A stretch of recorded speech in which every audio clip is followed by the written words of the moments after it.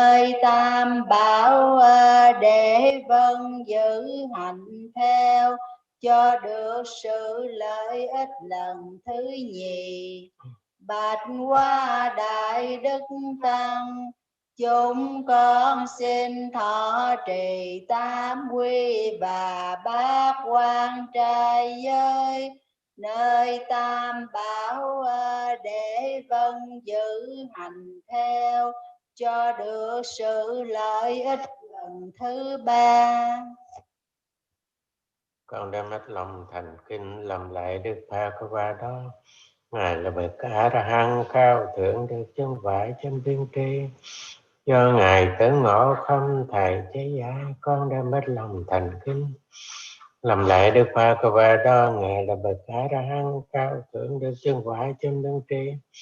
Do Ngài tưởng ngộ không thầy chế giả, con đem hết lòng thành kính làm lại Đức Phật qua đó. Ngài là bậc A La Hán cao thượng được chân phải chân biên tri. Do Ngài tưởng ngộ không thầy chế giải, con đem hết lòng thành kính làm lễ Đức Phật qua đó. Ngài là bậc A La Hán cao thượng được chứng quả chánh biên tri. Do Ngài tự ngộ không thầy chỉ dạy, con đem hết lòng thành kính làm lễ Đức Phật qua đó. Ngài là bậc A La Hán cao thượng được chứng quả chánh biên tri. Do Ngài tự ngộ không thầy chỉ dạy, con đem hết lòng thành kính làm lễ Đức Phật qua đó. Ngài là bậc A La Hán cao thượng được chứng quả chánh biên tri. Do Ngài tự ngộ không thầy chỉ dạy, con đem hết lòng thành kính xin quý Phật. con đem hết lòng thành kính xin quy Phật. Con đem hết lòng thành kính xin quý Pháp. Con đem hết lòng thành kính xin quy Pháp. Con đem hết lòng thành kính xin quý Tăng. Con đem hết lòng thành kính xin quy Tăng. Con đem hết lòng thành kính xin quý Phật lần thứ nhì. Con đem hết lòng thành kính xin quy Phật lần thứ nhì. Con đem hết lòng thành kính xin quý Pháp lần thứ nhì. Con đem hết lòng thành kính xin quy Pháp lần thứ nhì. Con đem hết lòng thành kính xin quý Tăng lần thứ nhì. Con đem hết lòng thành kính xin quy Tăng lần thứ nhì. Con đem hết lòng thành kính xin quý Phật lần thứ ba. Con đem hết lòng thành kính xin quy Phật lần thứ ba. Con đem hết lòng thành kính xin quý Pháp lần thứ ba. Con đem hết lòng thành kính xin quy Pháp lần thứ ba. Con đem hết lòng thành kính xin quý Tăng lần thứ ba. Con đem hết lòng thành kính xin quy Tăng lần thứ ba. Và quy Tam Bảo tròn độ chạy có bấy nhiêu? Dạ xin vâng. Con xin vâng giữ đạo học là quy tránh xa sở sát sanh. Con xin vâng giữ điều học là quy tránh xa sự sát sanh. Con xin vâng giữ đạo học là quy tránh xa sở trộm cắp. Con xin vâng giữ điều học là quy tránh xa sự trộm cắp. Con xin vâng giữ đạo học là quy tránh xa sở thông dâm. Con xin vâng giữ điều học là quy tránh xa sự thông dâm. Con xin vâng giữ đạo học là quy tránh xa sự nói dối. Con xin vâng giữ điều học là quy tránh xa sự nói dối. Con xin vâng giữ đầu học là quy tránh xa sự dễ vui uống rượu và các chất say. Con xin vâng giữ điều học là quy tránh xa sự dễ vui uống rượu và các chất say. Con xin vâng giữ đầu học là quy tránh xa sự ăn say giờ. Con xin vâng giữ điều học là quy tránh xa sự ăn say giờ. Con xin vâng giữ đầu học là quy tránh xa sự mua hát thổi kèn đàn xem mua hát nghe đàn kèn trang điểm thoa vật thơm dồi phấn và đeo tràng va. Con xin vâng giữ điều học là quy tránh xa sự múa hát thổi kèn đờn xem múa hát nghe đờn kèn trang điểm thoa vật thơm dồi phấn và đeo tràng hoa. Con xin vâng giữ đầu học là quy tránh xa chỗ nằm ngồi nơi quá cao và xinh đẹp. Con xin vâng giữ điều học là quy tránh xa chỗ nằm ngồi nơi quá cao và xinh đẹp. Chúng con xin thọ trì bát quan trai giới, trọn đủ tam điều của Đức Phật đã giao truyền, hầu để vâng giữ hành theo, cho được trong sạch trọn ngày nay và đêm nay. Mong cầu gieo được giống lành, để thấy rõ niết bàn trong ngày vi lai.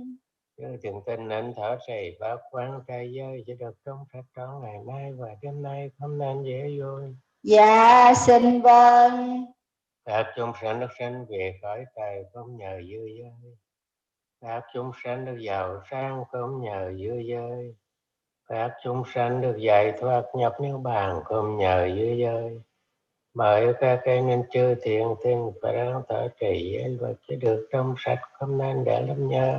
Sa thu sa thu sa thu.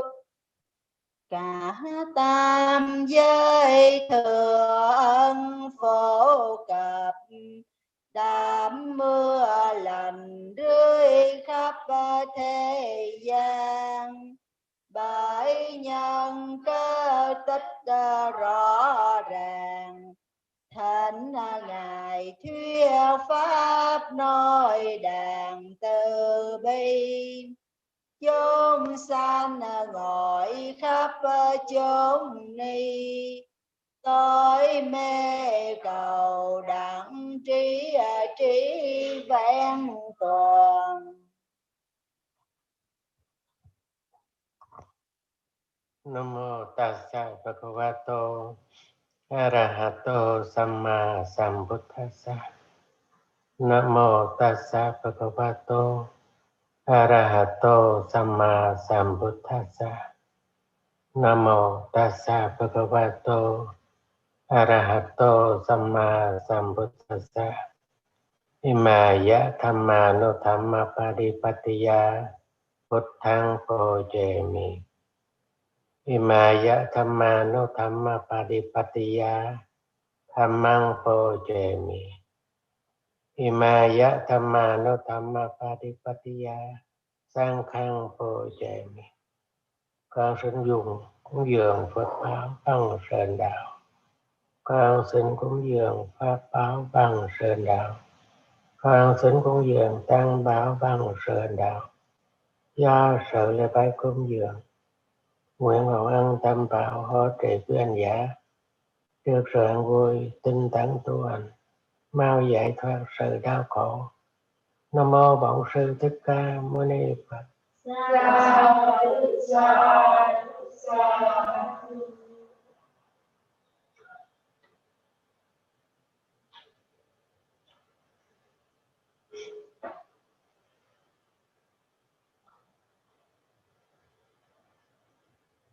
Có niềm tin,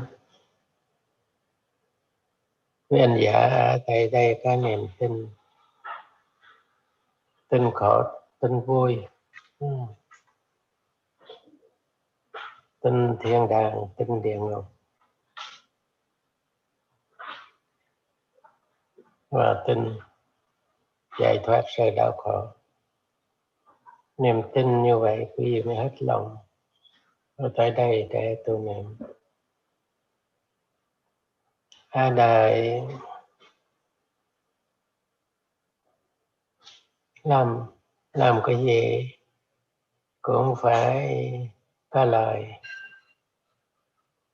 Tôi nghĩ về cái vui trước. Dù cực nhọc đến đâu, cố gắng làm vì tin tưởng sẽ được vui.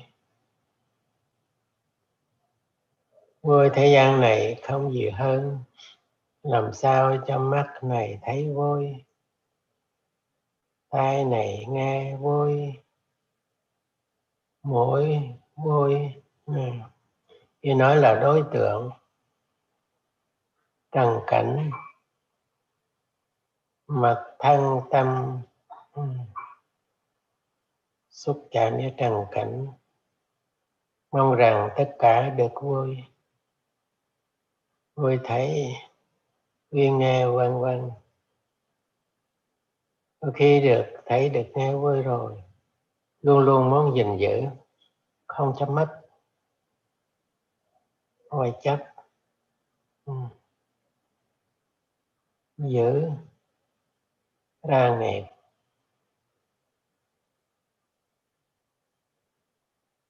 rồi nghiệp đưa chúng sanh đi một kiếp rồi một kiếp nữa, gọi là sự luân hồi.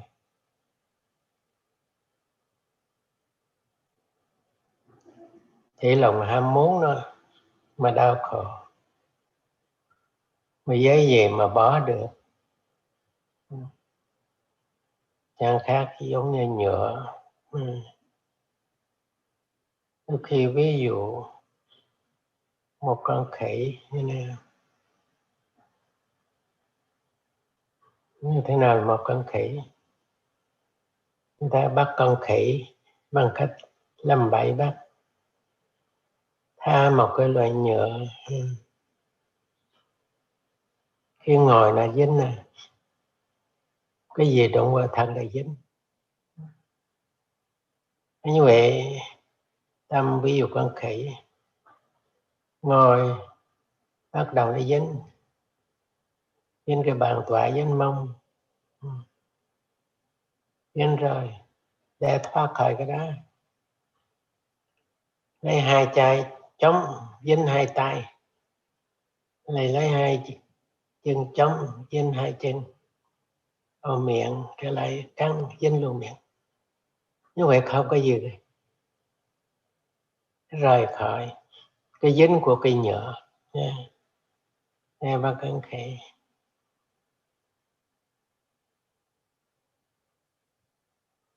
Chẳng khác về tâm của chúng sanh ở trong tam giới, dính ở trong giống như gì? Tham. Rồi cái dính mắt nè, từ mắt thấy, rồi tai nghe, nó bắt đầu chấp hành động. Đó là luật nhân duyên thuộc rồi. Tóm tắt thập nhị nhân duyên làm sao hiểu nổi, làm sao già ra chết. Như vậy từ đâu mà có? Đức Phật giải thích cho mau hiểu, dễ hiểu, mà mau giải thoát đó thôi. Sau khi Ngài giác ngộ rồi, muốn nhập Niết Bàn, khi mà Ngài nhìn, muốn độ chúng sanh, muốn chia, muốn chảy như thế nào gọi là cái vui, thật là vui. Lại Ngài thấy khó mà lãnh hội được, vì chúng sanh mắc bị phiền não, mình gọi là phiền não bụi trần bị che, mắt bị che, không thấy. Chỉ bằng cách nào vậy đó? Chúng ta nhìn đó, này, Toàn là cái gì đẹp hết rồi, muốn đẹp xấu chuyện sẽ đẹp đi này. Ngồi thiền vì theo, ngồi thiền đau, trong khi đã tâm chuyển thì làm sao hết đau, đã đổi rồi nghe. Thế chỗ này mới ở trong thập nhân duyên mới tâm đắc.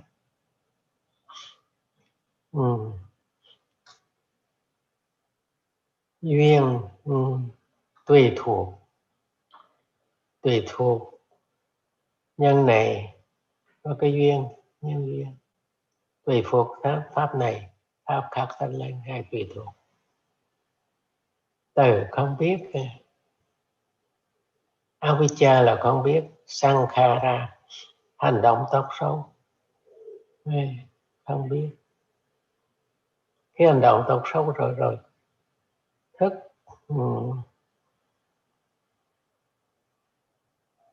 danh sắc đó. Tâm thì đào thải như vậy đó là vô minh.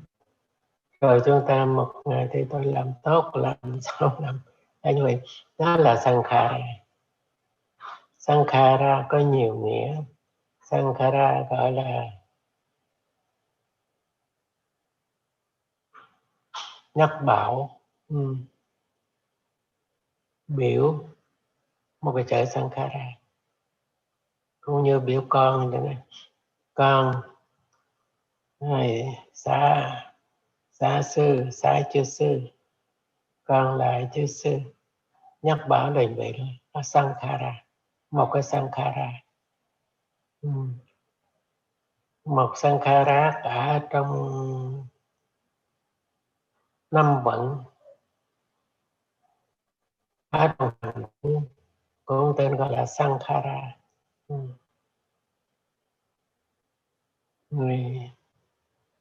Một sankhara ở trong thập nhị nhân duyên, từ không biết là sankhara. Vô minh sanh ra hành, vô minh duyên hành. Khi hành động rồi bắt đầu thức đi đạo thai. Thức, khi mà thức đâu phải đi xuống đâu, đem lại kéo luôn sắc pháp. Lúc sanh thức đâu rồi thảo thai nhẹ, có sắc không đó đâu. Nên đội y khoa họ tìm thấy thì Đức Phật đã giải thích rồi. Thức đi là có danh sắc trong đó. Đào thai, vào thai vào có đem, có đem về danh là tâm, thọ tưởng sức sắc, đất nước kỳ vi tế thì rồi đó. Sanh ra rồi có căn có mắt, có tay, có mũi, có lưỡi, có thân, có căn rồi bắt đầu đụng xúc, mắt thấy tay nghe, phát sanh thọ. Rồi khi phát sanh thọ rồi là sao? Thọ cảm giác á, nói gì thân này chỉ khổ lạc thôi. Khi mà thọ rồi phát sanh ái nè, ngay đi vậy đó, thọ duyên ái nha. Thật là khó hiểu, đâu phải chuyện đơn giản. Coi duyên là người đấy, tùy thuộc này rồi khác, rồi ái rồi là các sát thủ chấp, chấp rồi làm sao hữu hành động ra nghiệp đi đào thai, rồi đào thai già đau chết, đau ra già đau chết, rồi đó, ok đó. Còn thuộc cái tâm buồn, sầu bi, vân vân. Một là cô cái khổ, mộc lạc của cái vô minh.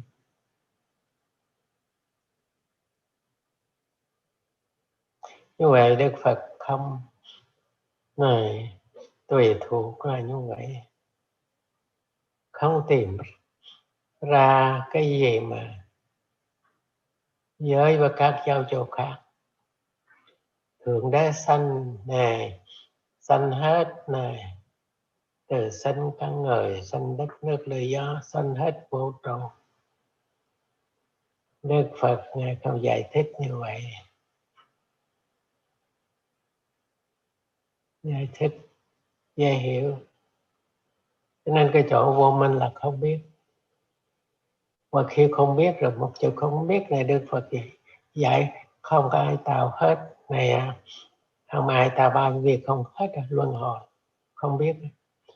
Giờ không biết cái gì Đức Phật dạy, không biết tứ diệu đế, không biết sự thật rồi, không biết sự thật. Vậy Ngài giác ngộ rồi, khó nói người ta hiểu, nói sự thật người ta không hiểu. Nói khổ người ta không hiểu, nói ái là nguyên nhân của khổ người ta không hiểu, mà chúng sanh cái chạy theo mà nói là nhân là khổ, nhân của khổ đâu ai. Vậy Ngài nói cái quả của cái ái ra cho về hiểu. Vậy đến giờ đâu chết rồi, tại sao giờ đâu chết? Câu hỏi lòng ham muốn, ái dục, ngũ trần ở trong cõi đây này,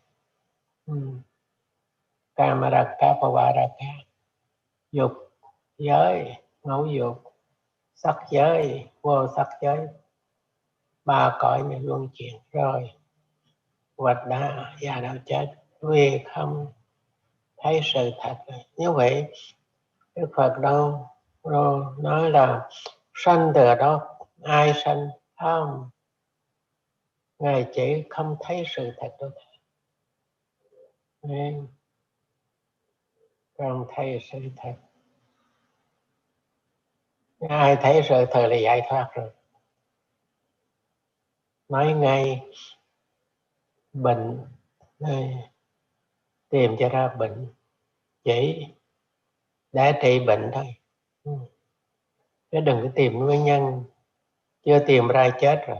Này cũng như là một người bị trúng tên, bắn bị trúng tên rồi hỏi ai bắn tôi lý do làm sao mà bắn tôi. Đức Phật họ nói vậy, nhổ môi tên rớt đi, đừng tìm người bắn, để sống đừng tìm người bắn. Người báo bắn qua bắn lại, bắn qua bắn lại, thế thôi.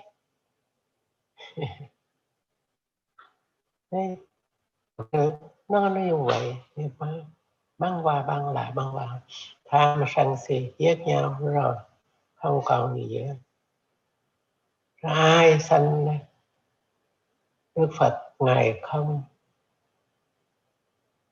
có nói là ai sanh như thế, vì Ngài thấy Ngài không có thấy ai sanh,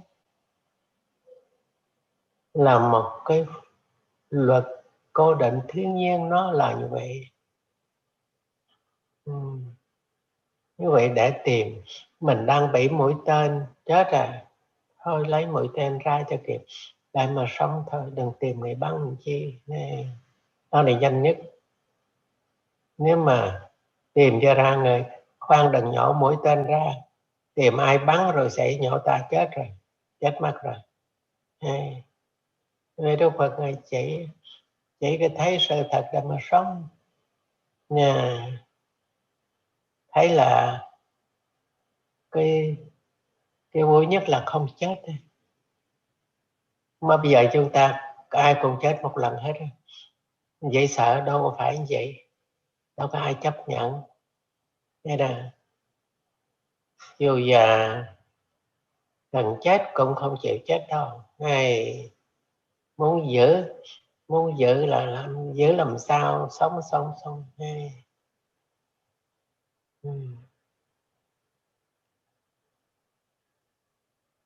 Niềm tin là vậy đó.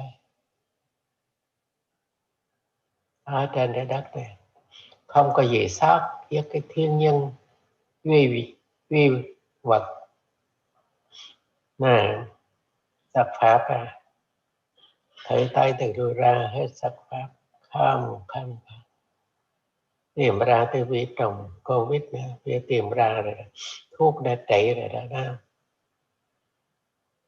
Khi mà có hình ảnh là tìm ra, nhưng mà tâm có hình ảnh không, vấn đề đó mới đi tìm Đức Phật bao nhiêu đó thôi. Bằng không ràng vui thế gian này không có thiếu.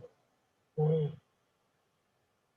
mà sợ cái chết cho là cái cuối cùng. Ngài Đức Phật Ngài mới dạy cho mình dễ hiểu. Ngài chỉ quả trước thôi. Ngài khổ, khổ sanh, khổ già, khổ đau, chết sợ. Ngài mới nói cái nhân, nói là rồi mình muốn ráng ngồi để mà trừ cái nhân đó thôi. Này, rồi Ngài mới nói có cái vui. Vui là gì? Không chết, trời ơi mừng quá, không chết. Ai vậy? Không phải không chết. Này. Khi mà nghe là không chết mừng làm sao được cái này? Muốn được hả? Muốn được không chết đó.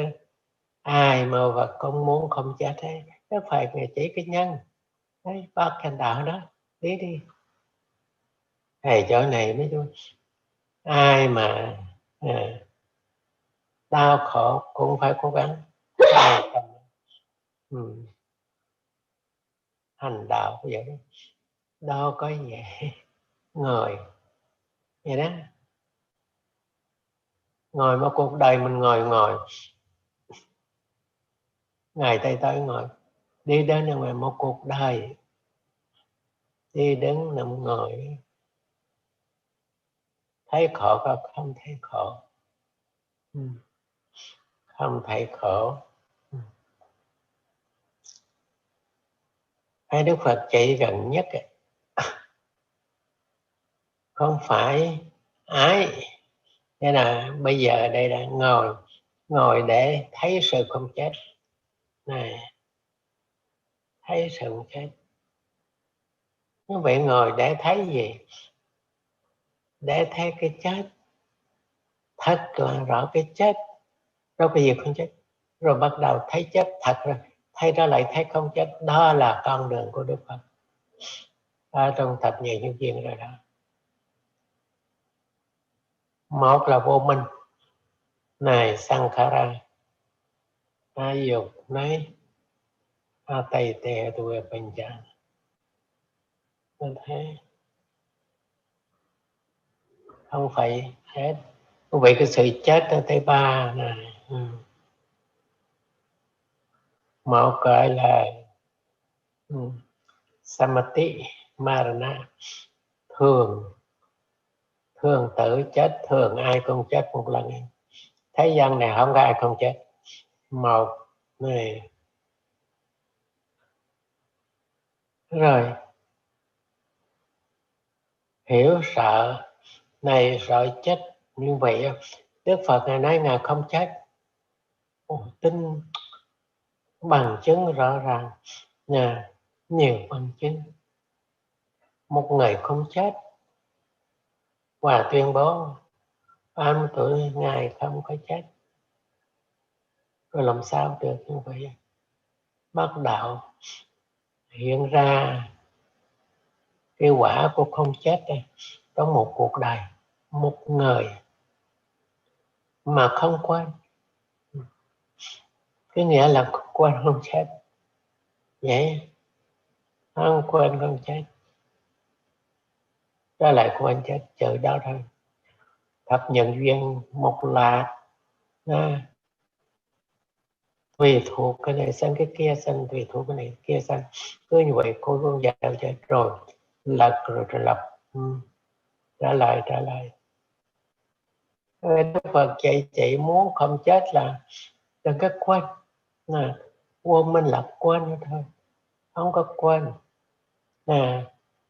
Làm sao không quên? Không quên ngày quên lại chết. Rồi bắt đầu tập không quên mà để nhìn cái mà chúng ta đang sống, mà chúng ta cho nó là vui là của ta, cho nó là vui là của ta. Bắt đầu tự ngồi mà kinh nghiệm, tự ngồi mà kinh nghiệm. Chúng ta đó, tự ngồi mà kinh nghiệm. Đấy. Ngồi mà thấy. Pasco, Đức Phật Ngài thấy, thế Ngài chỉ ngồi đi để mà thấy ra. Muốn thấy, thầy ngồi thấy. Thấy gì? Thấy thân, thấy tâm. Không bao giờ thấy tâm. Thân thì thấy bằng mắt thịt, nhưng mà tâm, con người ví dụ lớn nhất là tâm, mà không thấy được tâm. Thế Đức Phật dạy ngồi đi, ngồi thấy tâm, đi ngồi đi, ngồi thấy tâm đi. Rồi đó bắt đầu Ngài chỉ, thấy không? Thấy rồi. Ngài nói là chết rồi, đây chết rồi. Ngài chỉ ngồi cho thấy cái chết. Ta thấy không? Chết này. Lý thương đừng quên, chạy quên. Thương thôi đừng quên thôi. Vậy mà là quên đó, đâu có cần thương. Lý thật là hay, nhưng làm sao thực hiện được? Ní Đức Phật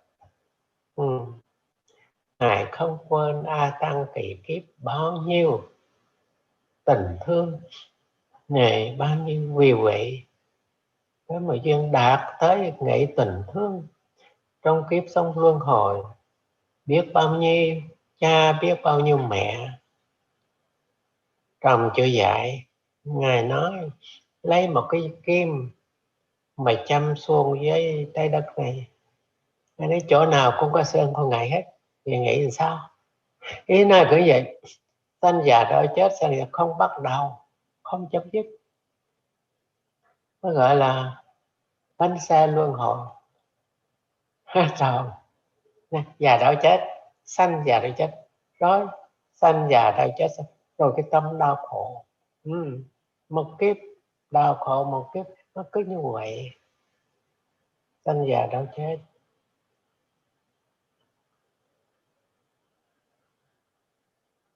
Không thấy được sanh, không thấy được chết. Sanh quên mất rồi, cho đến mấy tuổi mới nhớ được. Sanh ra chỉ đau khổ biết khóc rồi. Nếu có một ngày nào tạo mình sanh, mình sao có kinh nghiệm cái khóc trước. Tạo phải cái cười, xa ra là phải xe đẹp. Tạo cái gì tạo là phải như vậy đó. Ra phải tốt. Có người tạo không thể nào được. Vì thuốc không có ai tạo. Không. Về sắc pháp này nè, 50% liên với cha với mẹ, 50%, 50% mình, tâm của mình này. Nói sanh thân nó không phải sanh tâm nó được. Đấy. Thì Đức Phật giải thích nhiều cái. Con thấp hơn cha mẹ, con ngang hàng với cha mẹ, con cao thượng cha mẹ. Đây nói con con thấp hơn cha mẹ. Cha mẹ là người có đức, đứa con nó không có đức. Không có tôi niệm.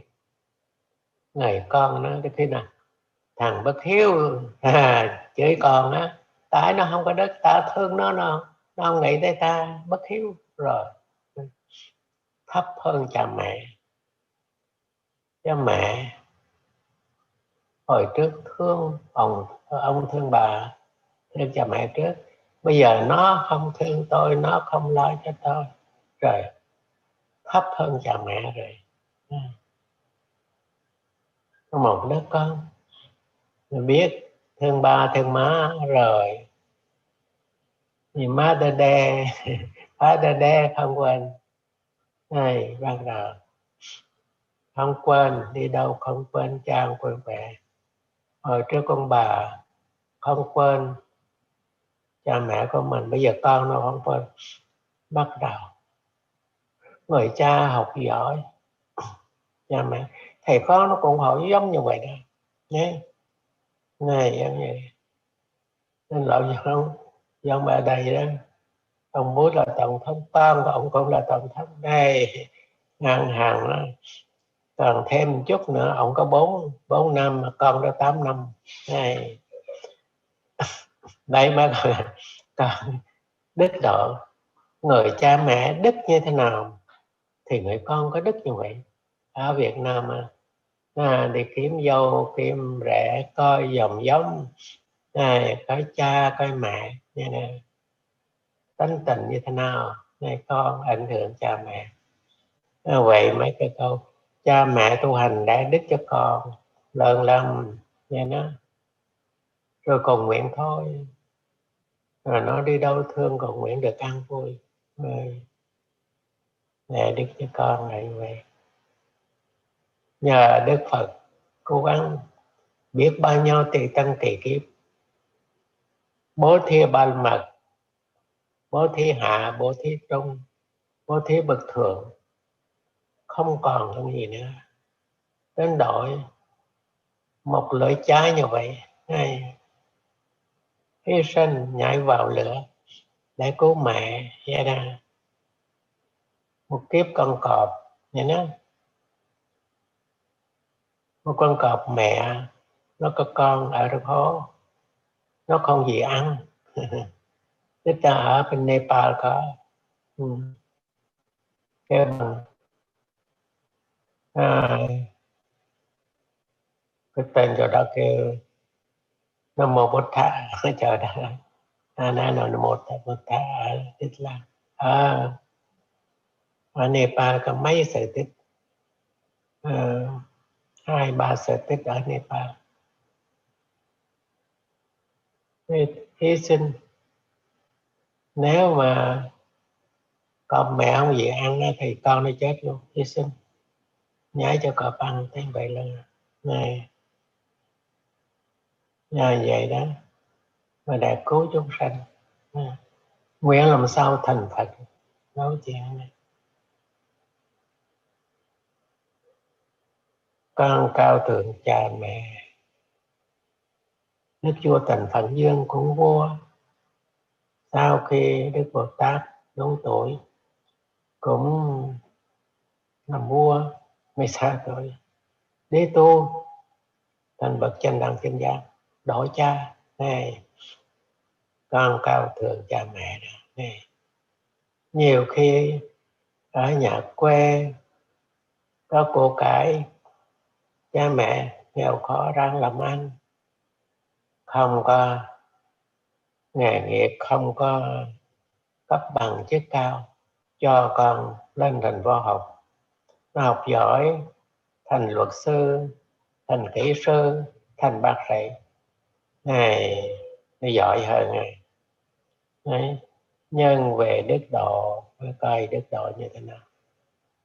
Con thấp hơn cha mẹ, con bằng cha mẹ, con cao thượng cha mẹ. Như vậy hồi nào biết là bao nhiêu sinh tử luân hồi. Ngay về Đức Phật chỉ ngay vô minh, không thấy được tiếng dù đế rồi, mấy ngay thôi. Và thấy được mé là giải thoát minh, một khúc cần nhất. Đừng có tìm từ ở đâu. Rồi thầy Đức Phật dùng Ngài dạy cho mình đó. Vì vô minh nó không thấy được sự thật, không thấy được sự thật, vì vậy mới luân hồi. Cái khổ thật không thấy, sanh khổ thật không thấy, già khổ thật không thấy, chết khổ thật, thân còn như vậy. Nếu Phật mà nhớ cái chết đó, nó chết đó. Chết thật ai cũng chết một lần, chưa sợ đâu. Ai mà sợ, tới đây chết thôi, không có sợ. Nè, làm sao quý vị ngồi quý đau khổ gì? Quý vị có bệnh không? Không. không có bệnh một chút nào hết, khỏe tới đây. Nhưng quý vị chỉ ngồi thôi. Hồi trước tới giờ một cuộc đời làm việc, nếu mà người rửa chén 8 tiếng rồi đấy, rửa chén vậy đó, không thấy khổ. Rồi những người thợ làm ở đây á, lên trên mái nhà 8 tiếng khổ, không thấy khổ. Vì cái tâm ái đó, thấy tiền bạc phải ráng làm để tiền này này. Nhưng mà trời, quý vị chỉ ngồi thôi, cực cho mấy người thợ không ngồi không. Lúc bây giờ ngồi thấy cái khổ không có đau. Ai cũng sợ đau hết rồi. Tôi không dám ngồi thiền. Đừng nói của vị sư xuất gia nhỏ như sư Di 14 tuổi vô chùa rồi đấy. Này 18 tuổi xuất gia sư Di, 20 tuổi 21 tuổi lên Sài Gòn, ở chùa có vì trụ trì dạy thiền, không dám ngồi, tại ngồi đau, không dám ngồi, không dám ngồi. Các vị đã ở trong đó thương, nói trời sư ráng ngồi thiền nha, vipassana vậy đó. Hay sao? Sư dễ lắm, sư không có gia đình với tôi khổ lắm phải lo gia đình. Mà sư đi tu rồi, đâu có dám ngồi, sợ đau. Này, bao nhiêu đó phải là. Rồi tại sao mà cái chết? Này, gặp trường hợp chết mấy lần. Rồi một lần nữa thì trường hợp chết mới 25 tuổi. Chết thuốc phạm, xỉu, không ngủ một ngày. Một đêm một ngày, sợ, run, tinh thần yếu.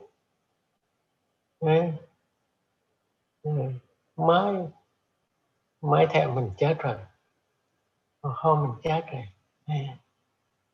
mới đi xin học thiền, niệm Phật thôi. Rồi niệm một thời gian vài tháng khỏe, bỏ Phật, lại Phật tụng kinh, nhưng mà cho ngồi niệm không. Bây giờ công phu lên tụng kinh, sáng chiều tụng kinh rồi ngồi mà niệm không.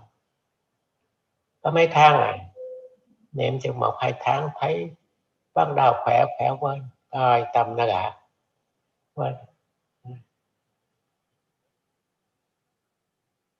Rồi làm sao như vậy gặp không ngủ. Này, hồi trước bị bệnh thân ngủ, rồi biến độ bị bệnh tâm buồn, buồn mà không ngủ, mà thấy chết nữa, buồn không ngủ, giận buồn không ngủ, mới tự định cái này chết nữa rồi, không ngủ một đêm. Và nếu em ta còn ngủ vì cái tâm không cho ngủ, nó buồn. Mà cái này chết là địa ngục, hãy chết địa ngục, bắt đầu hiểu địa ngục thiên đàng rồi đấy. Chết nhưng mà địa ngục còn nữa. Có một người bạn này, chị nói là sư ngủ được, nói thôi đi chung với tôi về, đi Nguyên Xá Thành. Thật là người bạn lành. Đi nói chuyện, vừa đi nói chuyện, ông nói đạo thôi, nói con đừng đi, đừng có khổ, đừng có vui, nè bình thường sống bây giờ. Ông nói bây giờ rồi quên buồn lo. Thầy trong đêm đó ngủ được mấy tiếng đâu rồi xong lại ông mới dẫn đi gặp thiền sư Ngầm nên ra đó, bắt đầu họ mới tứ niệm xứ đó này. Mà quý giờ học thứ thấy là nhanh, tại quý học với các vị thiền sư ở Việt Nam cũng như ở đây nói bằng tiếng Việt. Mà sư tại Ấn Độ mới học tiếng Anh, mà thầy Thiện nói tiếng Anh phải lục từ điển, phải đọc rồi nó chậm chạp làm sao lâu.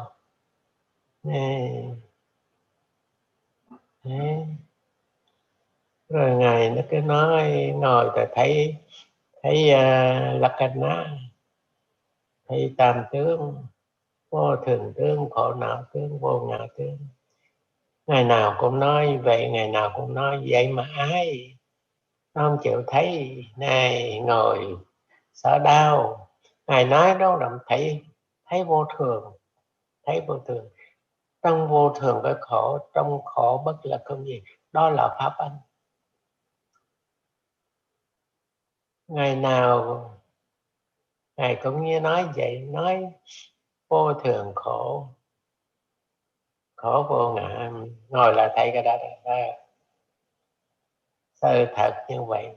Nhưng mà ngồi nguyện làm sao đừng cho khổ. Ngồi thiền á, nguyện trước làm sao tôi đừng có gặp khổ. Hay nó gạt cho huệ tâm tham gạt. Ngồi là phải thấy thay đổi. Mà nguyện làm sao? Việc ngồi nó đau, đau chết rồi, sợ đau. Mỗi lần ngồi để làm sao tôi đừng cái đau. Ôi coi dạy giờ thế này, cứ ngồi một chút đau, chảy nước mắt, vậy cũng vậy thôi. Tại gì? Tại sợ chết. Đức Phật mới dạy đó. Này, một lần chết một rồi đó sợ. Đức Phật mà phải thấy cái chết. Nên là nếu mà chết đâu làm sao cái gì chết không biết. Ngài nói là vô thường. Thấy vô thường. Mà khi thì trong vô thường nó có cái khổ trong đó. Cái vô thường khổ. Rồi sau trong cái khổ đó bất lực, không làm gì được. Vậy và cứ như vậy, nó cứ như vậy và cứ như vậy. Rồi Ngài cũng nói sự thật. Ví dụ để Ngài khổ thật mà nguyên nhân của khổ đâu có hiểu. Và vô cái thật này, niết bàn nguyên nhân của vui là bác chánh đạo. Hiểu lý, học trường hiểu, nhưng mà khi thực hành đông cái này chơi với.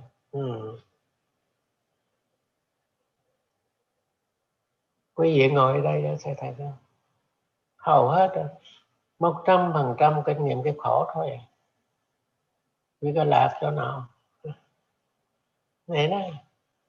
Vì thiền là thiền vipassana, giải phẫu còn phải uống thuốc. Thuốc ho con ngọt, vân vân, thuốc bổ ngọt, vân vân, không. Giải phẫu thuốc uống không hết, tới nó hư rồi. Thuốc cũng thuốc gì mà cho lành nổi, phải cắt bỏ. Khoa học văn minh cắt thôi, vậy đó. Không cắt lại chết chệ. Giải phẫu con người đau rồi, rồi thêm một dao đâm vô nữa, hai cái đau, chịu không nè. Thế bắt đầu rất là văn minh, cảm ơn khoa học. Đồng kim chích một chút là đau gai chúng ta, bây giờ dao văn minh quá.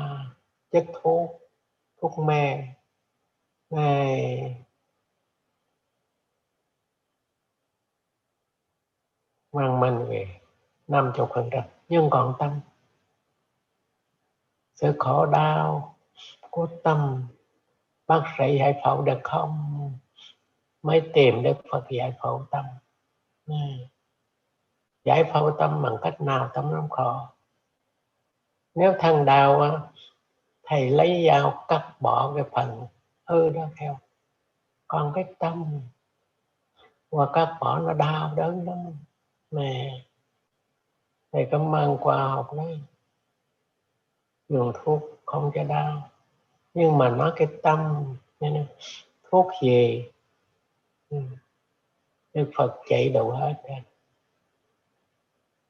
Niệm tâm từ, niệm Phật, sợ niệm Ngài nhớ tới ơn Ngài ứng cúng. Ngài không tham sân si không có tự. Ngài tự giác ngộ, Ngài minh hành túc thiện tệ, thế gian giải vô thường sĩ đều ngự trần phu, thiên nhân sư Phật Thế Tôn. Ân đức trỗi lên, mình nhớ ông đức đó. Ngài nhớ Ngài rồi thương tôi, còn tôi được an vui. Đức Phật dạy hết. Này thầy khoa học, thuốc mê như nào thuốc tê, thầy Đức Phật cho mấy cái bài thuốc của Ngài. Tin tưởng bác sĩ dạy phẫu không chết, bác sĩ nữa giỏi lắm rồi. Tin tưởng Đức Phật. Ngài rồi Đức Phật cho mình niệm như thế nào, giống như vào hư rồi, thối rồi, cắt bỏ đi. Thế Đức Phật cho niệm 32 thể trường này, tóc lông móng răng da thịt gan xương, không còn cái gì đó sạch hết rồi, bỏ tưởng thôi, quán tưởng quán ôi có cái gì, nó là nó thôi, có gì nó là nó, bắt đầu khoa nó bớt đau nhất vậy nè. Nó hư, người trong thân này không còn cái gì hết đâu này, vì mất cái che, quần áo che đẹp thêm mà sinh ra có một lốt da này, mà không có lốt da là đi người ta chạy mất hết rồi. Để lột da thôi đi ai thì không nhìn, chạy mất hết này. Như vậy mới nghiệp báo hết đấy. Rồi còn thêm ở Đức Phật niệm sự chết đi này, niệm sự bất tịnh, niệm sự chết, vân vân. Là Đức Phật qua rồi từ giải phẫu đây nếu tâm không ai giải phẫu chạy vậy đó, mình tự giải phẫu cái đây. Rồi bắt đầu đi ngồi thấy đau mình phải né, đừng có thấy, phải niệm mà đâu có thấy đau. Rồi chỉ mà đi sâu trong con người chút thôi, đang sống trong sống hơi thở, rồi theo dõi hơi thở rồi. Và hơi thở là gì? Thật là vật mượn của người khác, rồi cho lấy liền, cho được việc tiếp tục liên tục, không thấy mình chết, cho rồi nếu mà đi luôn là chết rồi, lại rồi lấy, rồi cho lấy. Thật là không phải của mình, gió không phải là của mình. Làm được không? Khoa học không làm được sau này, người báo thôi. Từ bấy nhiêu mà thấy mình chết rồi, chết từ sát na. Nếu mà theo dõi thở thật, không biết giây phút nào mà hiểu như vậy, mình nắm được hơi thở, mới rồi lại họ nó cứu mình này, nắm nó cứu nó cứu mình này. Vì vậy thì vậy Phật thành đất, quý vị ngồi thấy vui đó nào? Tại sao khổ? Chết, hơi thở chết bây giờ đâu này. Và bây giờ nó thay đổi, thấy thay đổi lại chết rồi. Không thay đổi lòng chết, tình thương không thay đổi là thương thật này. Ra ngồi mình thấy tâm mình thay đổi rồi, tâm không ổn với quyền sở hữu, với cái thân này thương chỗ nào nó giải mất rồi. Trong lúc mà bảo vệ nó 24 tiếng đồng hồ, kiếm áo cho nó mặc, kiếm cơm cho nó ăn, kiếm thuốc cho uống, đồ ăn, cho nên tâm nó chạy bỏ rồi, còn hết ở trên thế gian này, còn hết trên đời này. Rồi làm sao thấy như vậy? Làm sao thấy như vậy? Chỉ ngồi đi, không phải chết thật, sát na tự chết trời chết, bây giờ chết bắt đầu cái đó lại chết, thay đổi lại chết rồi, bắt đầu cái không thôi, chính là tâm của mình. Nó thôi đó, tâm không có hình ảnh gì hết, một cái trạng thái hay biết rồi, không có quên, khó giải thích. Làm sao giải thích được trong khi mà không chết, trong cõi này không có, nói cho ai hiểu. Trong cõi này không có người nào không chết. Mà bây giờ nói Đức Phật mình tin tưởng, Ngài cho không, Ngài cũng chỉ hướng dẫn 45 năm, ngày nào cũng nói sự thật đây, nói 4 sự thật, rồi chỉ con đường 4 thật, khổ thật, nguyên nhân của khổ thật, vui thật, nguyên nhân của vui cái thật, có bao nhiêu rồi thôi. Ngài vui gì? Không chết là vui, không chết là vui. Như vậy mình phải thấy cái chết, mình thấy cái chết đó, mình giải thông. Ai cũng chết một lần mình, nhưng mà chết bây giờ chết của gì như thế nào? Vậy Covid thôi, Covid-16 đó, 19 đó, chỉ nghe vùng này chết người kia mình sợ, ngay đến đổi cha mẹ cũng phải bịt mũi, bịt miệng nữa, thấy vậy đó, con cháu sợ Covid đây vậy đó, sợ cái chết thật đấy. Mà giải thoát không, thầy tao sao mà không chết? Đức Phật không chết, tìm ra người không quên. Thầy chỗ nào cũng hết quên rồi, chết chỗ nào không quên. Ôi vì diệu vậy, thành ra phải thấy cái quên. Quên rồi quên cái biết là quên, không quên không quên, hai cái này, đèn thì trắng, sáng thì tối này, phải thấy tối rồi bắt đầu sáng, phải thấy sự thật của cái tối mà thấy được cái sáng nó như thế. Có sáng không có bóng tối, nó bây giờ nó sáng thôi, tối tôi không thấy sáng. Cái tâm si mê, không thấy sự thật chết, mà thấy sự thật sống. Sự thật gì? Thấy không chết. Sự thật làm sao không chết? Đi con đường đó không chết rồi. Vì vậy quý vị thấy, mà quý vị thấy gì? Quý vị thấy cái chết thôi. Có cái gì mà không thay đổi? Từ đất nước đi nó thay đổi rõ ràng, nhưng mà lấy rồi cho lấy ta, chết từ sắp năm một, nên nó lấy luôn, nó chết luôn rồi. Nó bị chết từ sắp na cho tới đó, nó không có cho nó hết rồi. Thiên nhiên thì cõi này là tới 100 tuổi, nhiều năm là 160 tuổi ngài A La Hán. Và còn là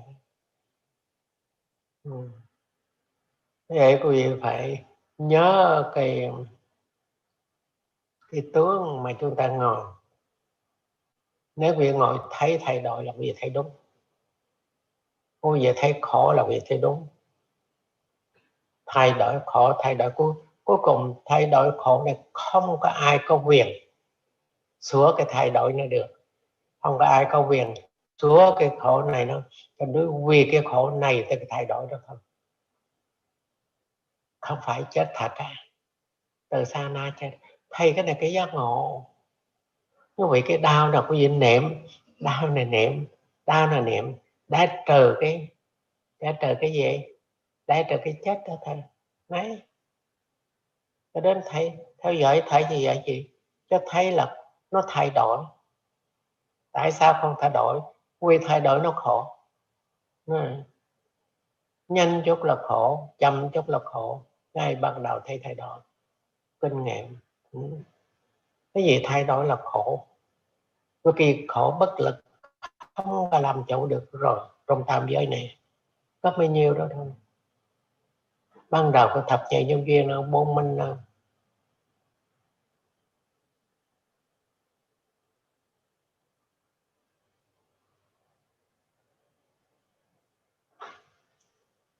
Khuyến khích quý vị, tôi ăn ngồi đau đã đừng có chán vậy đó, niệm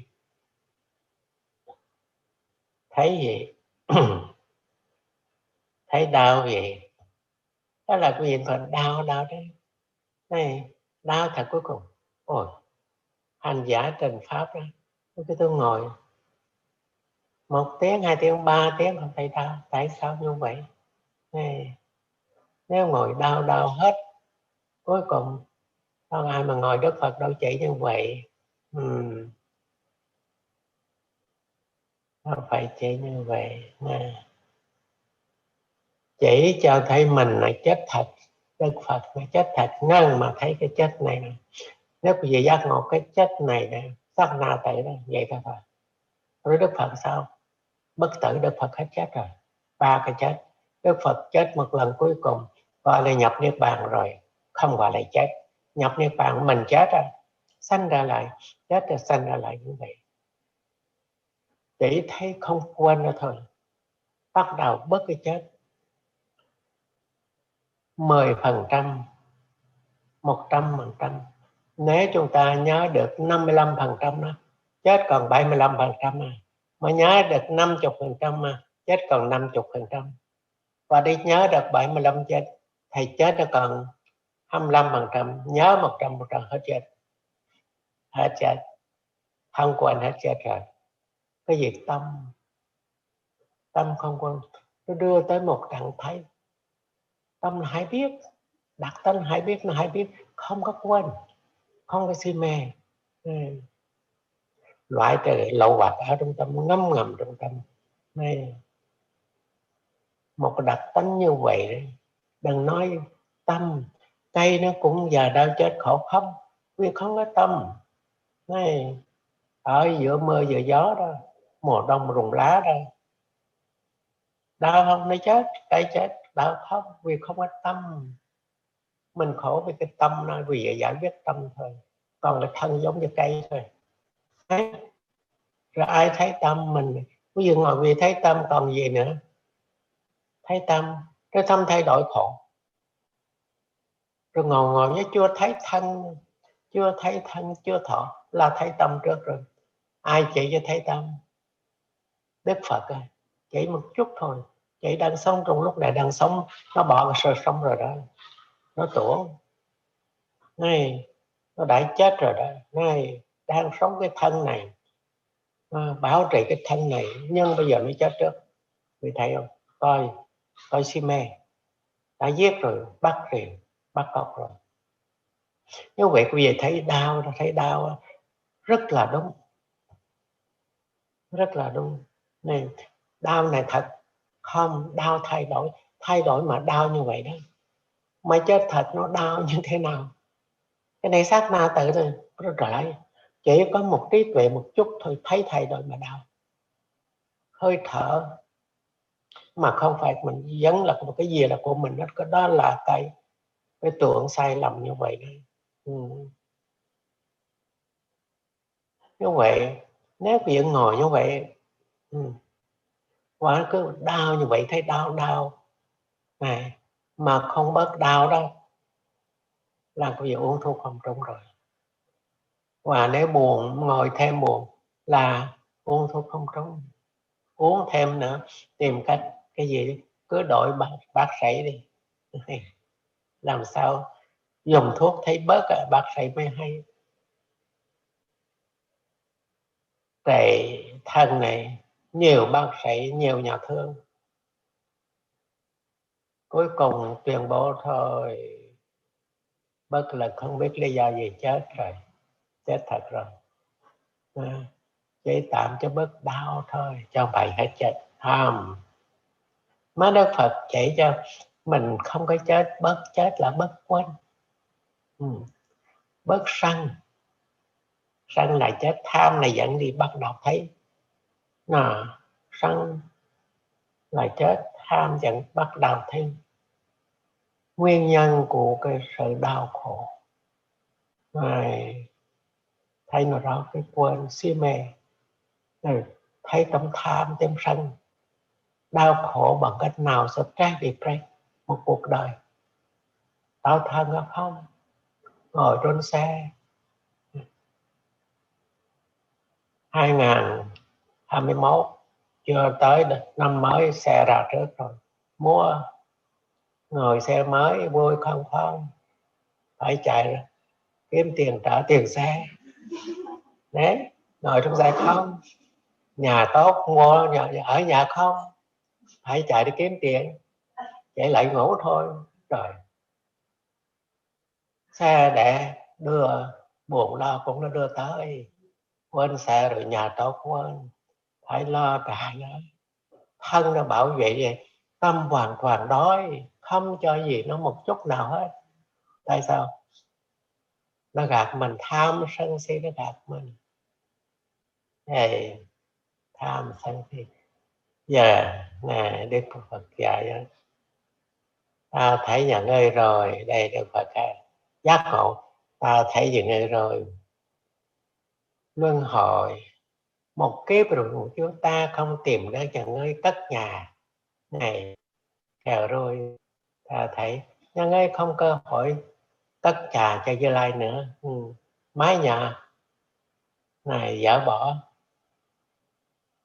đòn tay bé cãi hết, không còn cất nữa rồi. Này mới giác ngộ, nói với tâm vậy rồi, không, người thợ cất nhà không còn cất Như Lai được nữa, vô minh không, trong nhà mái nhà không thấy gì, lột bỏ rồi, kèo đòn tay bé cãi rồi. Đức Phật khám phá ra, Đức Phật chỉ cho mình cũng vậy, để cố gắng phá nhà đừng cho nó xây cho mình nữa, vô minh này, lòng tay nghèo, buồn lo, tham sân si bẻ gãy hết, không xây cái nhà giả tạm để xây nữa, hết rồi. Đấy, ra khỏi nhà này đấy, mới 25 tuổi tạm Như Lai, thật không phải nói sự thật rồi. Này, rồi tâm hướng nghiệp thật này, là hàng quả đây, sống nhà là hàng quả, còn mang nghiệp bây giờ mang rồi, thăng tâm thăng bằng quân bình, không có muốn sống mà không muốn chết, tự động tới đó thôi. Này thì như vậy, khi đau buồn, khi tâm phóng, quý thấy được rất tốt, thấy rồi rất tốt. Cái đau niềm đau, vọng tâm niệm, cái gì cũng niệm hết, cái gì cũng niệm hết, nhưng thẳng, nói thẳng vậy, nói thẳng ngay mặt cái đây, không có nói, không có giấu gì. Đó gọi là vipassana. Quý vị đã hành được như vậy.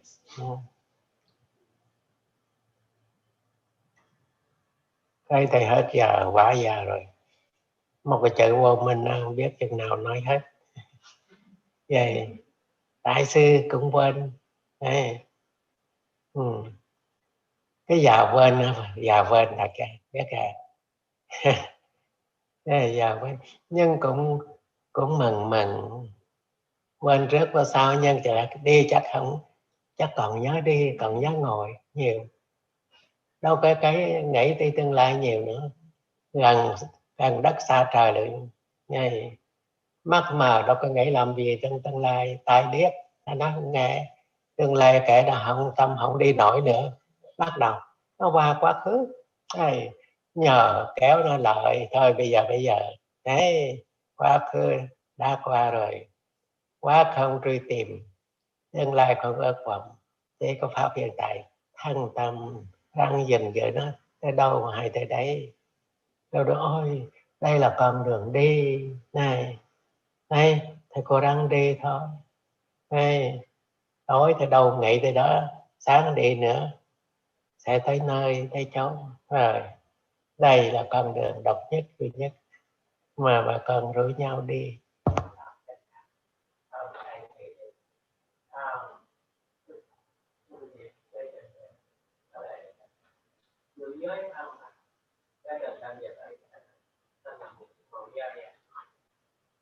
Rồi nếu quý vị tĩnh tâm mà buồn thở dậy rồi cuối cùng qua nên là đi chắc một niệm hiện tượng ngồi nói về chết chấm giờ ngồi thì đã rút hết, không còn niệm tất cả thì gì đây nó là không phải là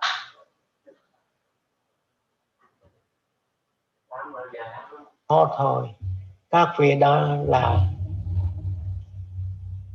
niết bàn hết, không cần chết như chúng ta nữa. Các ngài không sợ Covid-19 đâu, hay là không cần sợ, không cần sợ gì hết. Ngài đâu có chết mà sợ. Đấy, ngài đâu vi diệu của Đức Phật, vi diệu rồi. Chúc quý vị đừng có quên thấy đạo niệm, thấy phong tâm niệm cứ như vậy thôi, lấy độc để độc, vì sẽ giải thoát khỏi, hoàn toàn tin tưởng một vị giác ngộ là như vậy. Nam mô Bổn Sư Thích Ca Mâu Ni Phật.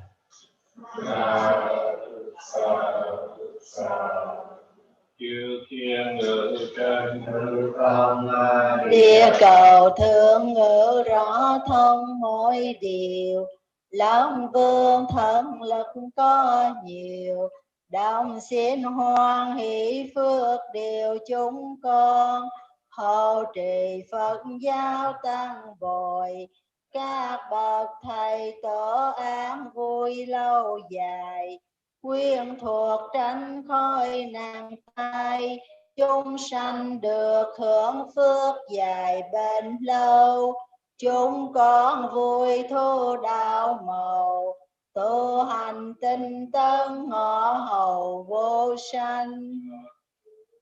Bao mà chúng con đã trong sạch làm đây, hãy là món duyên lành để dứt khỏi những điều ô nhiễm ngủ ngầm nơi tâm trong ngày vĩ lai.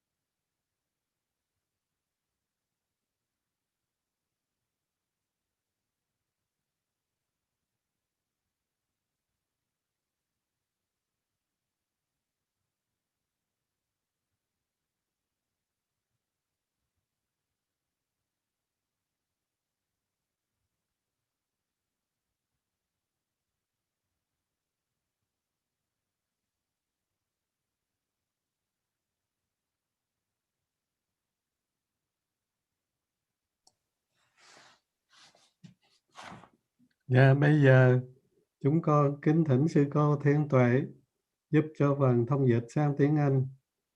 Kính thỉnh sư cô ạ.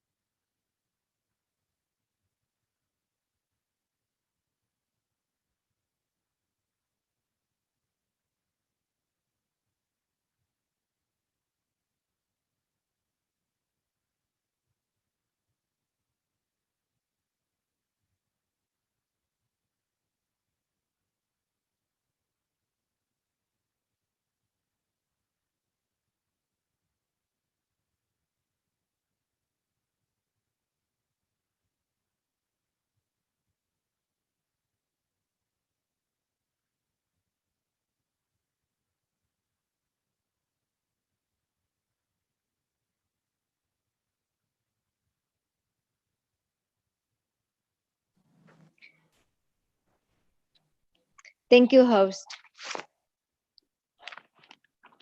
Today is Wednesday, December 30th, 2020. The Dharma talk at 7:30 p.m. Let's start by reciting Namo Tassa 3 times.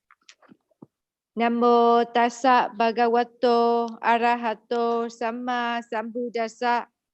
Namo Tassa Bhagavato Arahato Samma Sambuddhassa. Namo Tassa Bhagavato Arahato Samma Sambuddhassa. Buddhang Saranang Gacchami, Dhammang Saranang Gacchami, Sanghang Saranang Gacchami, Dutiyampi Buddhang Saranang Gacchami, Dutiyampi Dhammang Saranang Gacchami, Dutiyampi Sanghang Saranang Gacchami, Tatiyampi Buddhang Saranang Gacchami, Tatiyampi Dhammang Saranang Gacchami, Tatiyampi Sanghang Saranang Gacchami. I take refuge in the Buddha, I take refuge in the Dhamma, I take refuge in the Sangha. The first time, the second time, and the third time. Now let's move on to taking the precepts. The first precept is trying to abstain from taking life. The second precept is trying to abstain from taking what is not given. The third precept is trying to abstain from sexual practices. The fourth precept is trying to abstain from false speeches. The fifth precept is trying to abstain from taking intoxicants. They can cause carelessness and forgetfulness. The sixth precept is trying to abstain from eating at the wrong time, mainly from noon until dawn the next day. The seventh precept is trying to abstain from dancing, singing, listening to music, watching show, wearing garlands, perfume, ointments, etc. And the eighth precept is trying to abstain from staying or lying on high and luxurious beds and seats. That is the procedures for taking refuge as well as taking the precept. Imaya Dhamma Nu Dhamma Patipatiya Buddhang Bujemi. With this practice that conform with the Dhamma, I pay respect to the Buddha. Imaya Dhamma Nu Dhamma Patipatiya Dhammang Bujemi. With this practice that conform with the Dhamma, I pay respect to the Dhamma. Imaya Dhamma Nu Dhamma Patipatiya Sanghang Bujemi. With this practice that conform with the Dhamma, I pay respect to the Sangha.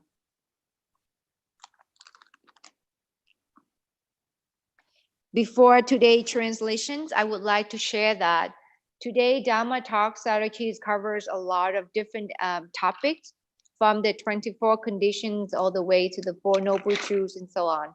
So I will do my best to convey the Dhamma and keep the essence of the Dhamma as much as I could and as much as my understanding. And I apologize if I missed or skip any other part.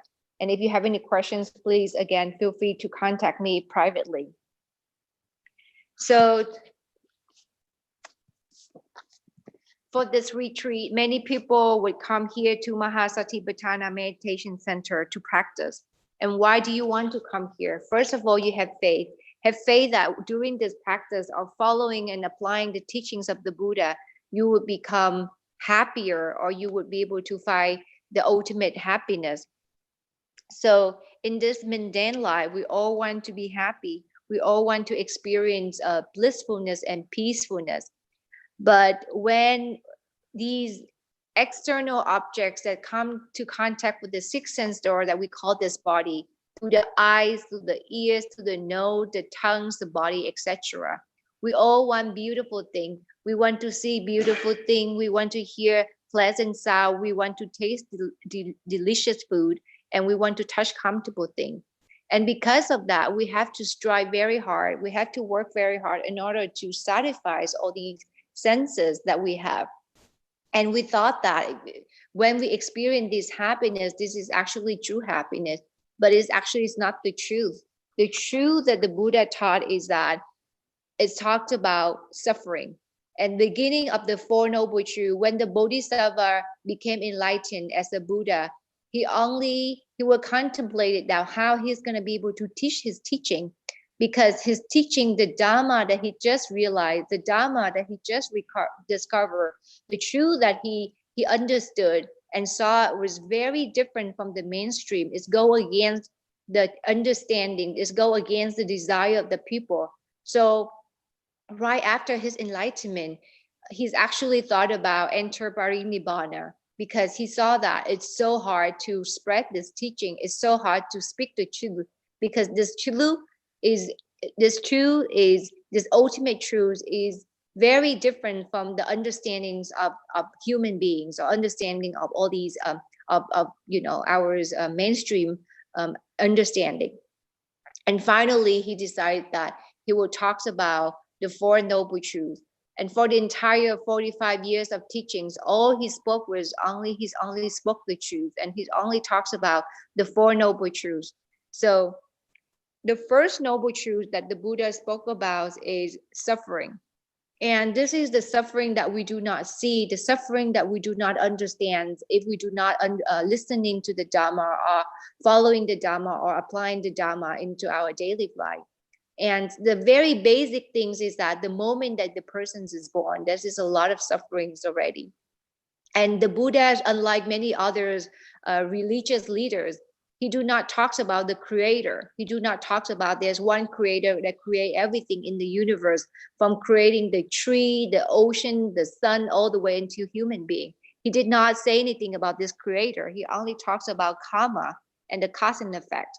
Because if there was an actual creator, then the thing that got created, such as this human being, is have to experience all kinds of happiness, all kinds of bliss, and all kinds of peace.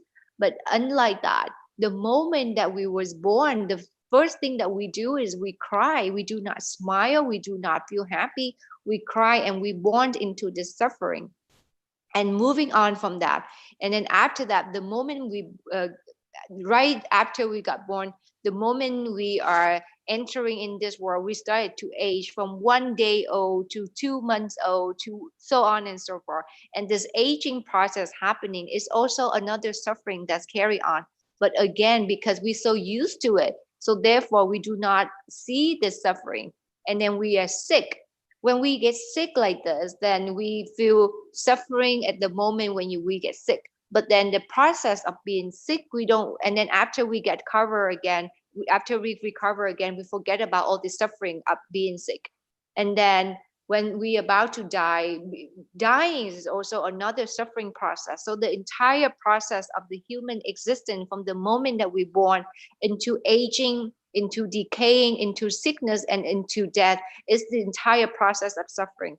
But we do not know about this, because we're so attached to our sense door, and because of everything that we see, everything that we hear, we only want to have experience happiness and fun and all this pleasant feeling. So when we attach to those, we tend to forget about all these suffering that we have to do, or we have to overcome in order to achieve all these so-called happiness. And this is very momentary. It's not permanent. It's very momentary, and it's very temporary. It's not permanent. But we do not remember that. We only remember what we want to see, what we want to hear, what we want to experience. But all this suffering, we experience it, we complain about it, and we forget about it. So that's why when the Buddha started his teaching, the first thing he talks about is suffering, in order to wake us up from all these delusions of happiness, all these delusions of peace, and all these delusions of permanent. So that's why the first noble truth is suffering. But then he does not stop there. He does not just scare us off from all this suffering. He just wants to wake us up from all these delusions. And then after that, we can understand that all these existence, from the moment we're born to aging, to decaying, to sickness, to death, this is suffering, the entire process of suffering. Then the Buddha move on to teach the second noble truth, which is the cause of suffering. Just like when a person gets sick and you go to see the doctor, you the first thing, the key to cure the sickness is that to find out the cause of the sickness. Just like that, now that the people, the human being, or we understand, oh, okay, this is actually is not happy. This is actually a lot of suffering to live and to have this human bodies and to be in this kind of existence. So what? Now the Buddha move on to the second noble truth when he say that what is the cause of the suffering?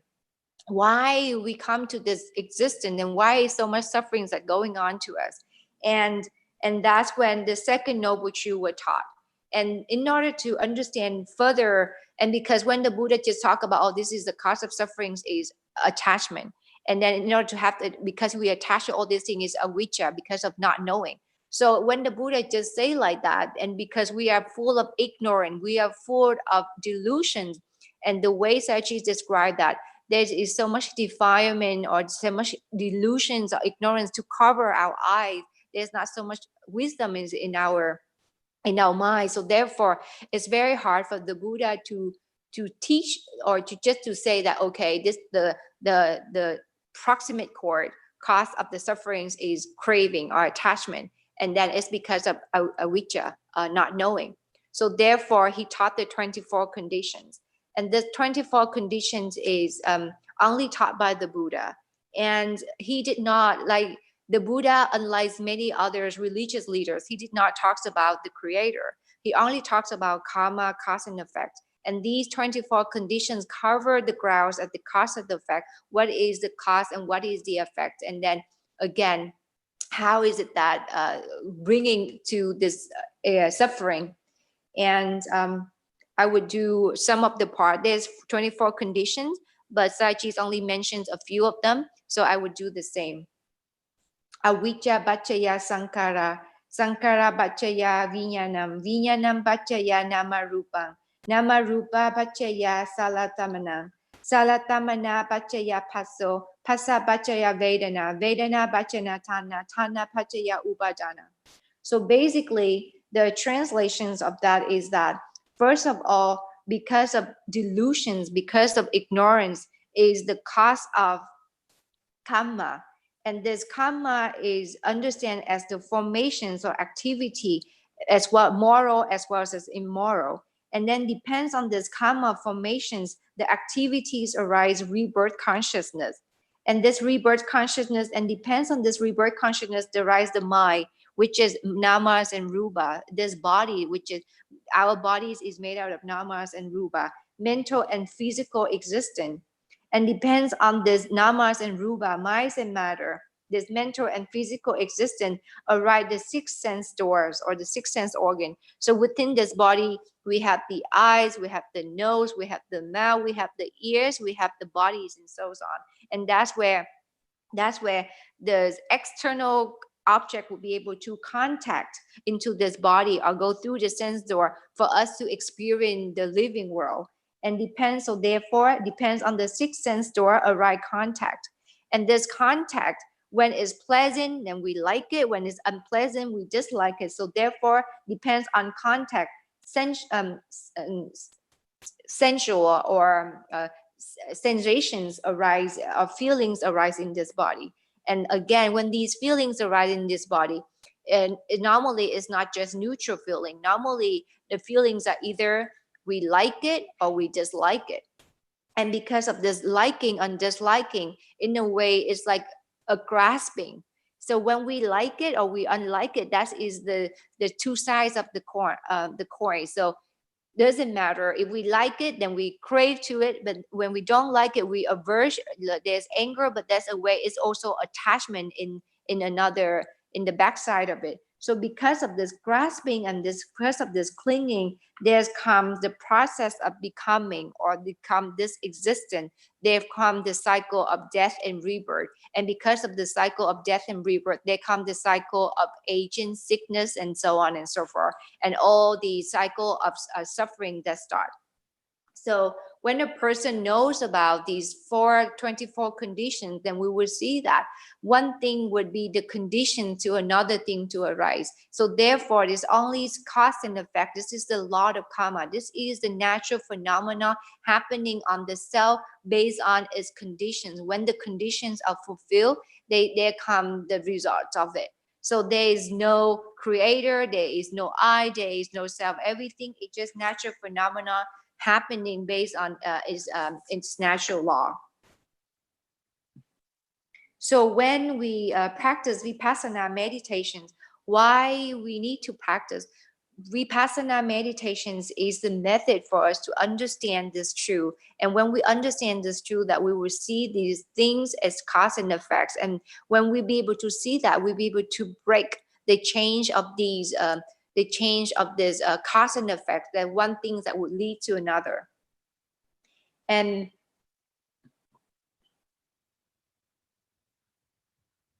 Sayagyi say that just like a person when got shot by an arrow, and that person, if the person would just, instead of taking out their arrows and treat the wound, then person would ask, oh, who shot me? Why do you shot me? What kind of wood that make into this arrow? What kind of poison? What kind of trees? And so on and so forth. So by the time this person get all the answers of that would be that person would die already, because the poison would go into the heart and you would die already. The immediate thing that the person should do is that take out the arrow and then treat the wounds and make sure that is not gonna, the poison not gonna spread, and then the person would be able to heal.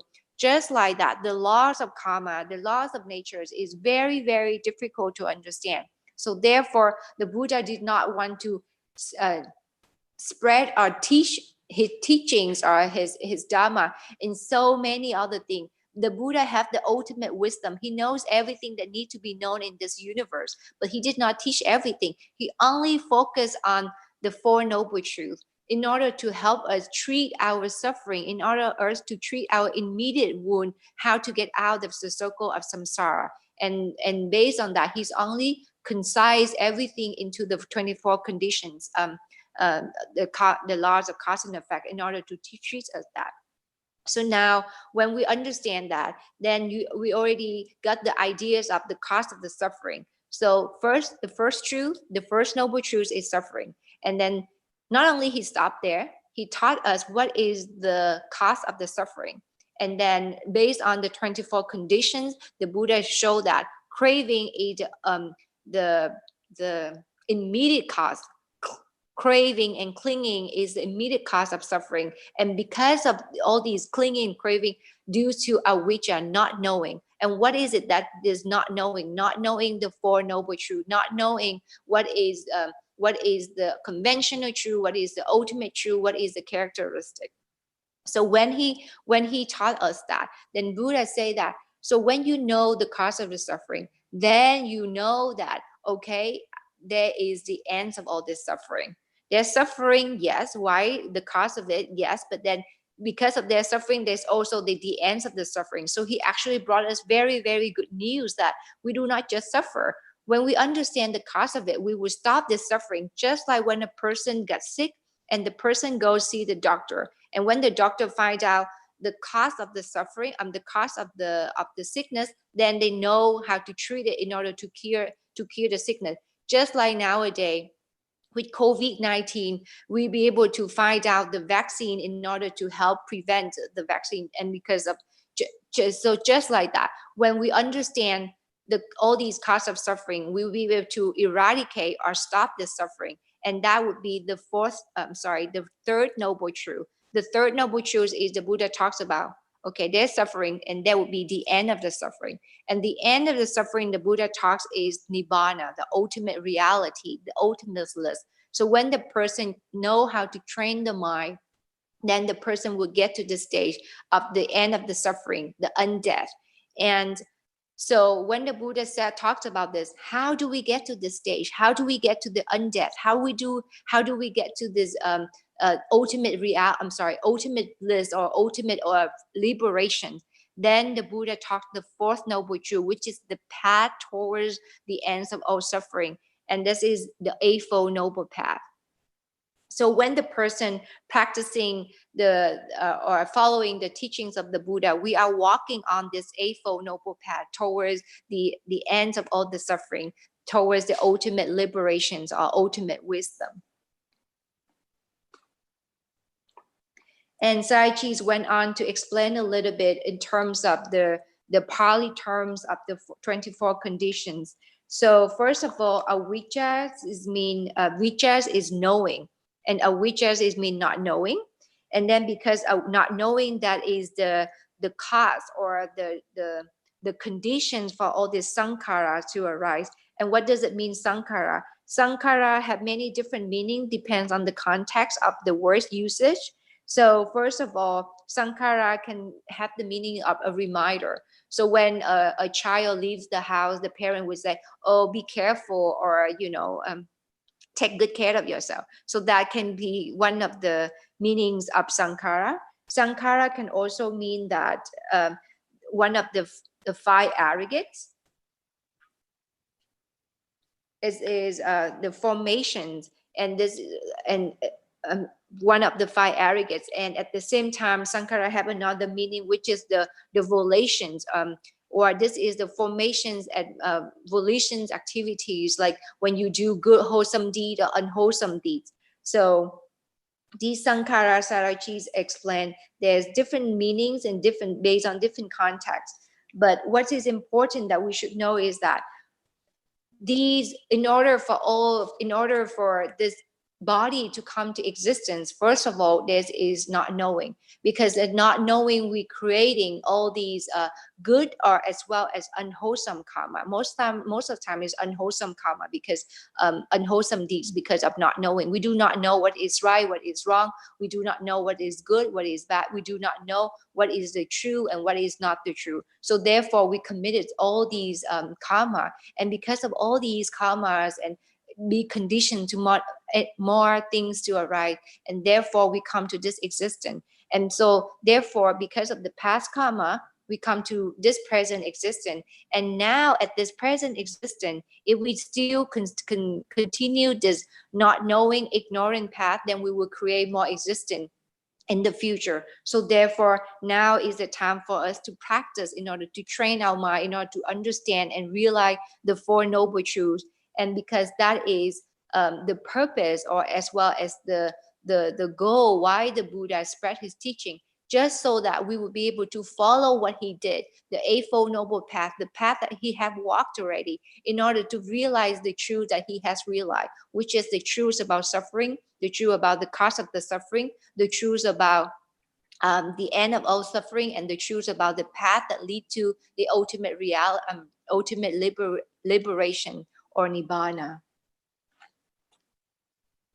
So Sayadaw say that in these 3 realms, there's Kama Vachara, which is the world, the realms that we live in, the Rupa Vachara, the material realms, as well as Arupa Vacharas. So the immaterial realms, doesn't matter which realm that you be born to, even if you be born as a human being, even if you get jhana, a very good concentration, and you'll be born into the Rupa or Arupa realms, the material or immaterial world, is always be affected or be conditioned by these karmas of yours. And doesn't matter how long you stay. If a human being, a person can stay up to 100 years old. Maximum is 160 years old, and then in the higher realm, then you can live longer. But then, as soon as all these merits that's ends or cease, then you will have to suffer again the death and rebirth, aging, and so forth. So only when you be able to get to the ultimate liberation, when you be able to eradicate all the defilements in your mind, when you be able to realize the 4 noble truths, then you can completely end the cycle of death and rebirth and exit out of the 3 realms.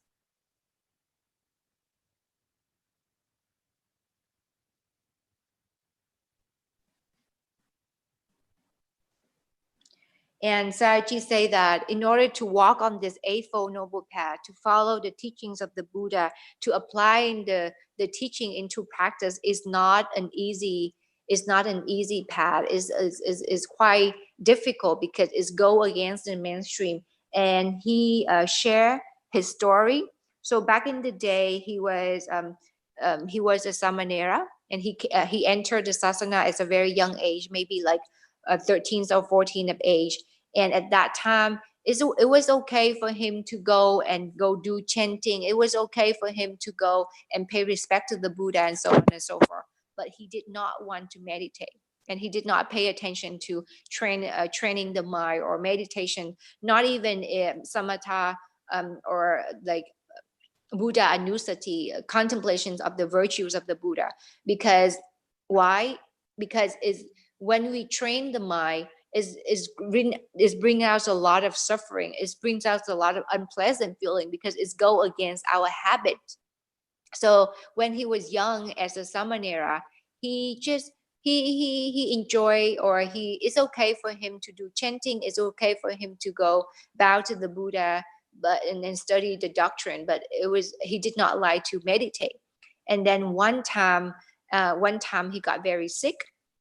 And at that stage where the doctor came and give him the injections, and because of his bad reaction to this injection of the medicine, then he experienced very, very unpleasant feeling in the body, and he couldn't sleep. And then the body was experiencing a lot of suffering due to the allergic or the reaction of the medicines. And only at that time, then he was so scared of death. And he felt like death is so near to him and is coming very closely and quickly. So therefore, he wanted to find a way so that he could not die. And not just only him, all of us are like this. We are so scared of COVID-19. We do not want to go anywhere. We have to wear masks and so on and so forth to make sure that the virus does not attack our body, because we do not want to die. And even the old people, doesn't matter how old the person is, the person still want to cling into this existence, still want to cling into this life and do not want to die. So just like that, to show how much clinging do we have onto this body and onto this existence. And just because we do not know that this body is actually very asopa, is very it's very not beautiful, it's very unclean. And for example, with this body, we have to cover it with clothes and with robes and to make it beautiful. But when we take out all these clothes and all this robe, we become very naked. And then when we take out all this skin, who would want to look at this body when without any skin? It could be flesh and blood and all these kind of nasty things that's showing off. So basically, this body is very ugly and very unclean, but we do not see that way. We do not understand this body, so therefore we're clinging to it, and we just want to beautify it, and we just want to make us comfort to it. So that's why we have to work so hard. We have to feed it, we have to make it warm, we make it beautiful, and we have to take a lot of supplements and vitamins to make sure it's healthy. But again, it's nothing's wrong with it, but it's just that we do not do it with wisdom. We do it with the attachment that's attached to this body because of the wrong view that this body is I, this body is self, and this body is me, and we have to take care of this body. So we spend a lot of times and effort to take care of this body, this rupa, the material quality, but we totally forget about our mind. We totally neglect about our mind. We give this body food, give this body comfort, but we forget to give our mind food. And our mind, because without any without any proper care, it keeps fluctuating. It keeps on conditioned by the past and the future, and it keep on being polluted by anger, hatred, and delusion. So back to the story, just like that, Sayagyi would just only care about his comforts of the body. He did not want to sit and meditate. He did not want to train his mind. He's only wanted to do something easy, like chantings or studying. So when death comes, when he's experienced this very severe reactions or allergic to medicines, and when he feel like he's about to die, he could not sleep, and this body kind of like give up on him. And then he realized that he does not want to die, and he wanted to follow the teachings of the Buddha in order to find a way so that he cannot die.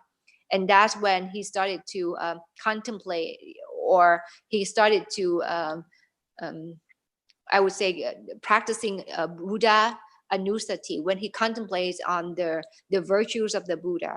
And because the Buddha have many virtues, but then there's 9 or 10, the 9 or 10 that we recite every day. And when the Sayagyi contemplated on these virtues of the Buddha, then he developed light. He developed very good concentration. So therefore, lights arise in his mind and his body.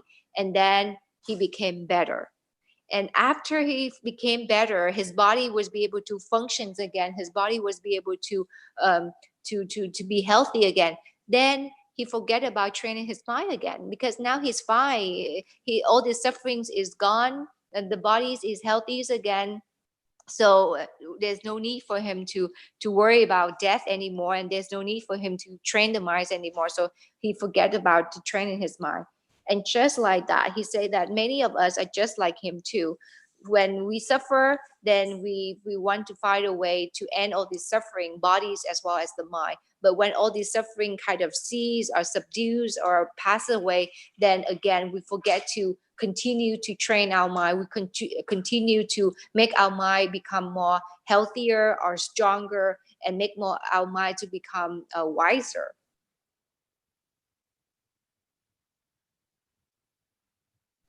And Sayagyi say that nowadays technologies is very advanced, especially in the medical field. So when a person gets sick, the person can go see the doctor, and the doctor will be able to help the person get better in one way or another. And doesn't matter, like, how to say, when the person get better, when the doctor, no matter how advanced technologies is, or no matter how advanced medical field can achieve, the doctor can only help so much. They can only get, yes, they can they can help you get better.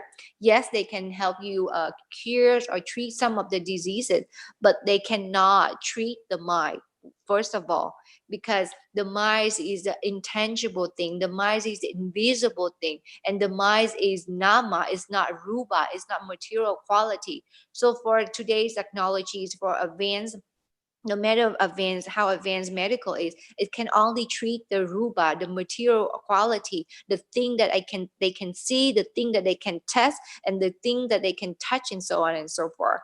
And so that is one thing. But when it's come to the mind, when the mind is sick, when there's this mental illness, they really cannot do anything to help with the mind, because this is invisible. And the only person that would be able to help us or give us a treatment or give us a way how to train or to treat our minds is the Buddha. And that's when he taught us about Vipassana meditation. And with this Vipassana meditation, Sayagyi compares it in like a very effective treatment. It's just like having surgery. So when a person either practicing at home or come here to the meditation center to practice Vipassana meditation, the first thing the person's experience, or almost all yogis, is suffering. And Vipassana, the things that a person experience when practicing Vipassana meditations is suffering. Why is it like that? Vipassana is like a surgery. When the person practices Vipassana meditation, we want to penetrate through the objects of meditation, through the body, through the mind. We dissect everything into smaller details so that we be able to understand the very core, the very characteristic, the very natures of both bodies and mind. So therefore, it's just like cutting up all these concept, cutting through all the concept in order to see what is the true nature, the ultimate reality. And because of that, there's a lot of suffering that the person would endure while practicing Vipassana meditation. But due to the treatment, we would be able to see that, oh, first we think that we only die one time at the end of our life, and that's it. And because of that, we do not care, and it feels so far away, we do not care. But when we practice Vipassana meditation, and when Vipassana insights arise in us, we will see that, wow, we actually die and live and die and rebirth and reborns again every single moment, from one moment after another. Let's take breathing, for example. One breathing, the in-breath comes, arise and is passed away, and then one breathe out, the in-breath arise and the in-breath pass away. Just like that, it's come and pass away every single moment, and that can be considered as be born and pass away or die at every single moment. And when we see that way, we realize that we do not just die one time, we actually die at every single moment. And when we realize that, and then slowly, when we see other characteristics as well of this bodies as well as this mind, then we be able to see the undeath, the states of mind where all there's the cessations of all this coming and passes away, and that would be the undeath. And when it's compared to medical advance, medical field, yes, they can treat you, they can cure many disease now, but they cannot treat, they cannot make you not dead. So by the ends of the road, by the ends of your life, if anything's happened, the doctor would just send you home and just say that there's nothing they can do. So again, not only they could not treat the mind, they cannot stop these bodies from dying. But the Buddha is the difference. Not only the Buddha can teach us the way how to treat the mind so that we be happy, we be peaceful at this present moment. The Buddha also taught us the way to reach to the stage of the undead. And the Buddha himself was already achieved that state, as well as his disciples, his Arahant disciple. But Sayagyi say, who believe this? If you go out there, excuse me.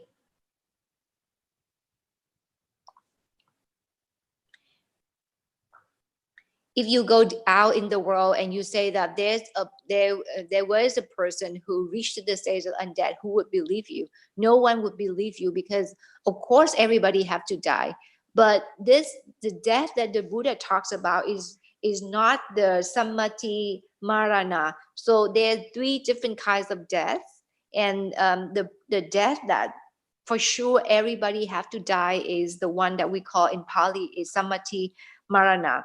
And that is that we all die once when this body, this 5 aggregate get dissolved, or is the ends of all these aggregates as a human being. But when the Buddha talks about the undead, he talks about the states of mind where there is no passings and comings away. He talk about the stage where there is no cycle of death and rebirth. So therefore he talks about that is what he meant by the undead. And in order to get there, we have to practice vipassana meditation. We have to walk on the Eightfold Noble Path.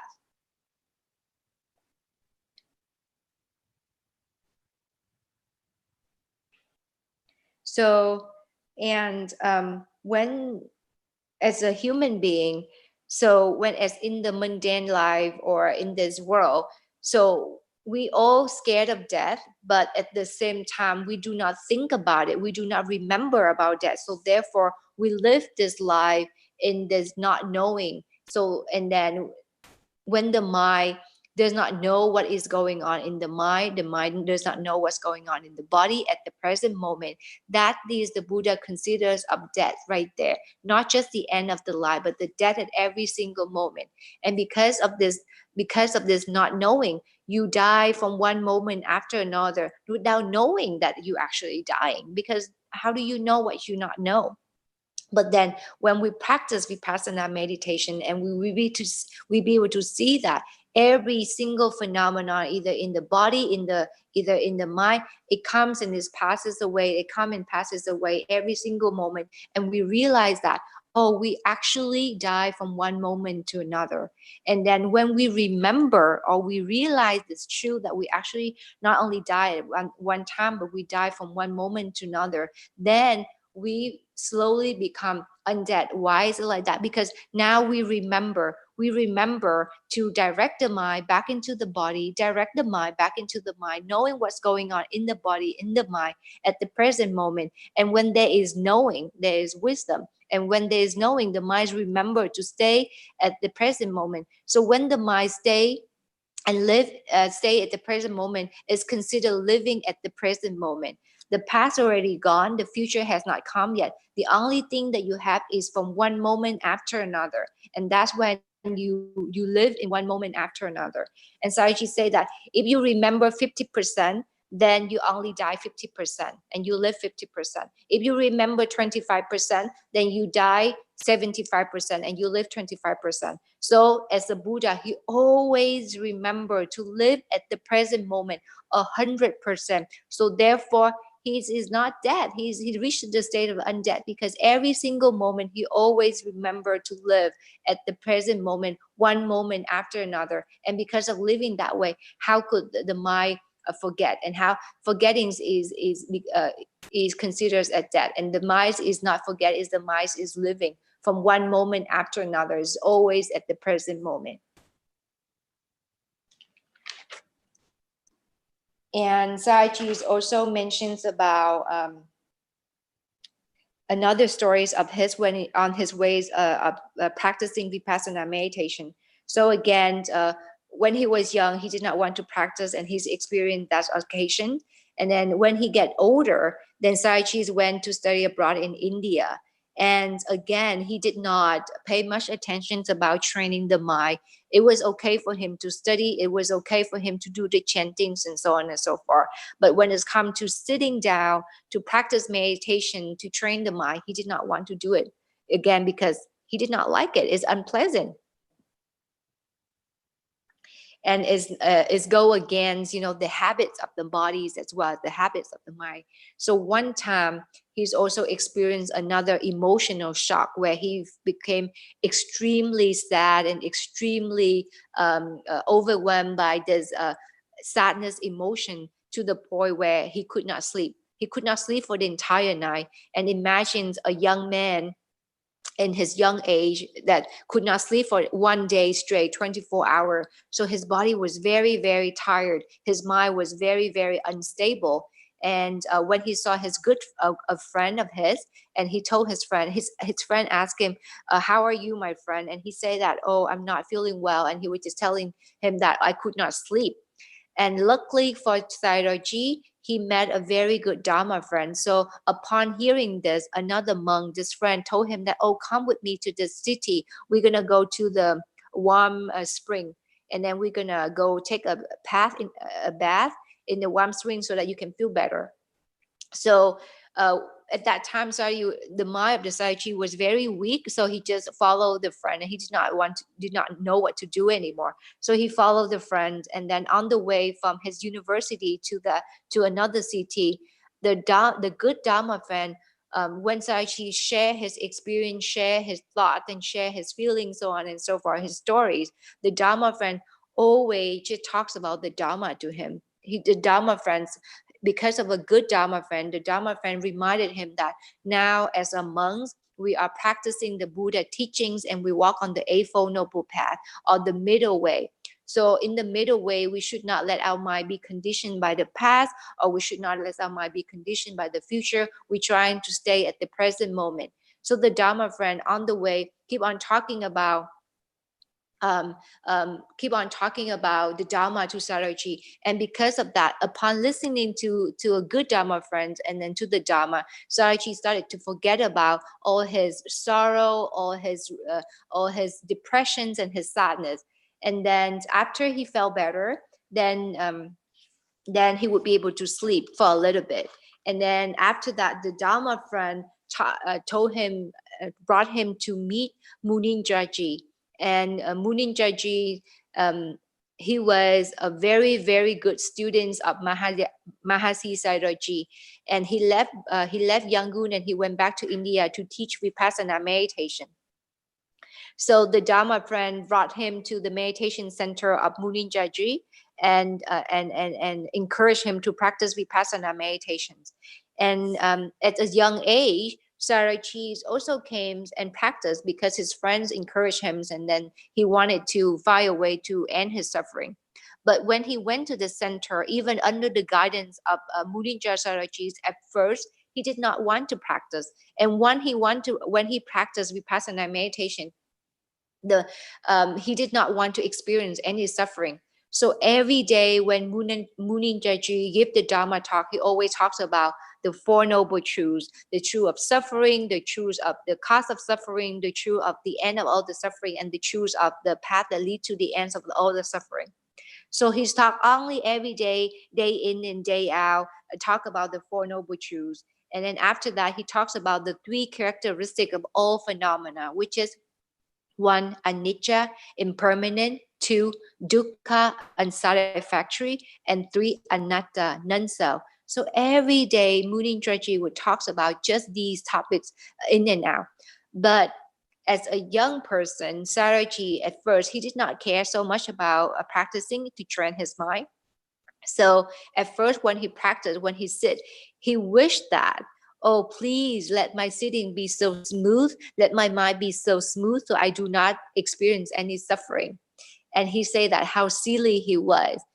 And because the very first thing when a person practicing Vipassana meditations is experiencing pain in the body, unpleasant in the mind. Why is it like that? Because again, we go against our habit of the body want to move around, habit of the mind want to jump from one place to another. And because of that, there's all these pains arising. And this pain is not the pain of birth, is not the pain of aging, is not the pain of sickness or death. This is the pain caused by anicca, because things are keep on changing from one moment to another. So therefore, these pains arise. But then, the job of the yogi is to notice this pain when it's arise and to understand the characteristics of the phenomena of the bodies and the mind when this pain arise. But because Saji did not want to experience any pain, he's only want to experience happiness, only want to experience comfort, want to experience pleasant feelings. So he wished that he did not experience any pain. And just like that, his practice does not progress much at the beginning, because his mind was a wrong attitude. He do not want to practice Vipassana the right way. So when a person practice Vipassana meditation, the first thing is that you have to understand. You have to have the attitude that you want to understand the characteristics of the bodies as well as of the mind. And many yogi, almost 100% of yogi first practice, we always experience painful feeling in the body, unpleasant feelings in the mind. And when these things happen, you should be able to note it. Pain is just pain. This pain is not I. This pain is not self. This pain is just showing that natural phenomena changing. So therefore, this pain arise.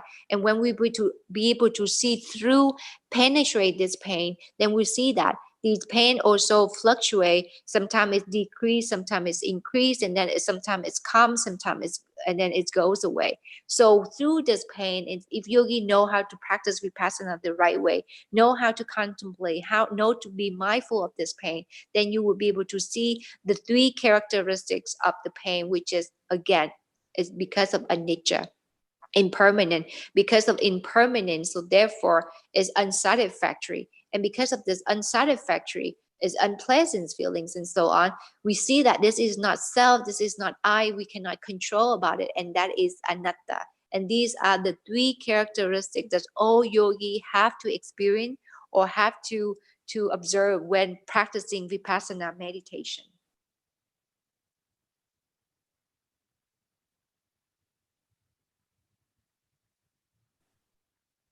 So, and of course, Sachi says again, it's not easy, because when we listen to the Dharma talk, even Sachi himself, when he first practiced, he studies a lot of the doctrine. He listened to a lot of the Dharma and so on and so forth. But the understanding from listening, it's just only comprehension. It's only about reflecting and thinking.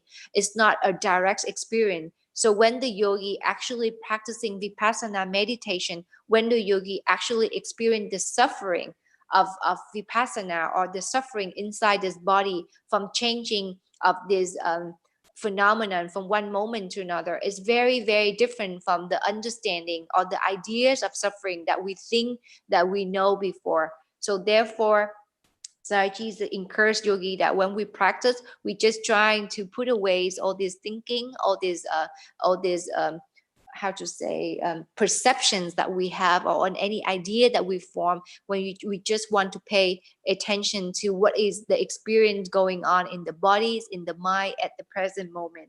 Because theory, understanding based on theories and compared to the actual practical experiences, they are very, very different. And when it's come to, if it's difficult for the yogi to practice vipassana meditation at first, the Buddha also taught us, first of all, to do metta. So with metta, with loving kindness, so we trying to share metta, loving kindness to ourselves as well as to other people. And when we share this metta to this body, so that we wish that this body does not have to endure a lot of suffering, because not only the suffering of sickness, of birth, sickness, aging, decaying, and death, there's also the suffering based on the changings of phenomena. And so when before practicing vipassana meditation, the yogi can prepare the mind by practicing metta meditation to calm the mind, to repair the bodies as well as the mind. And then while practicing, and then when we endure all this suffering, or there's any experiences happen, and if there's any fear, any doubts arise in our mind, we also could practice Buddha Anusati, the contemplations on the virtues of the Buddha.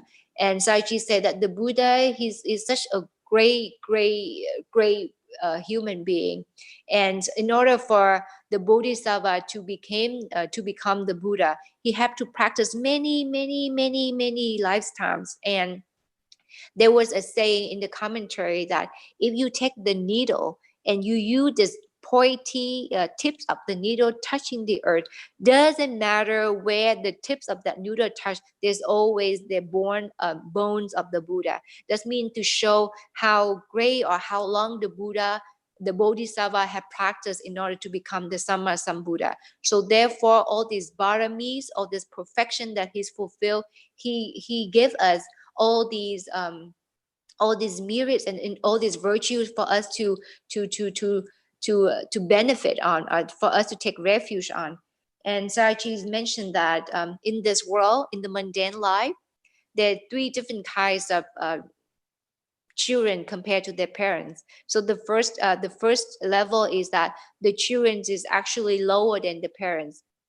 So for example, the parents knows about the Dharma, the parents know how to practice the Dharma, take refuge in the Triple Gem, practicing meditation to train the mind.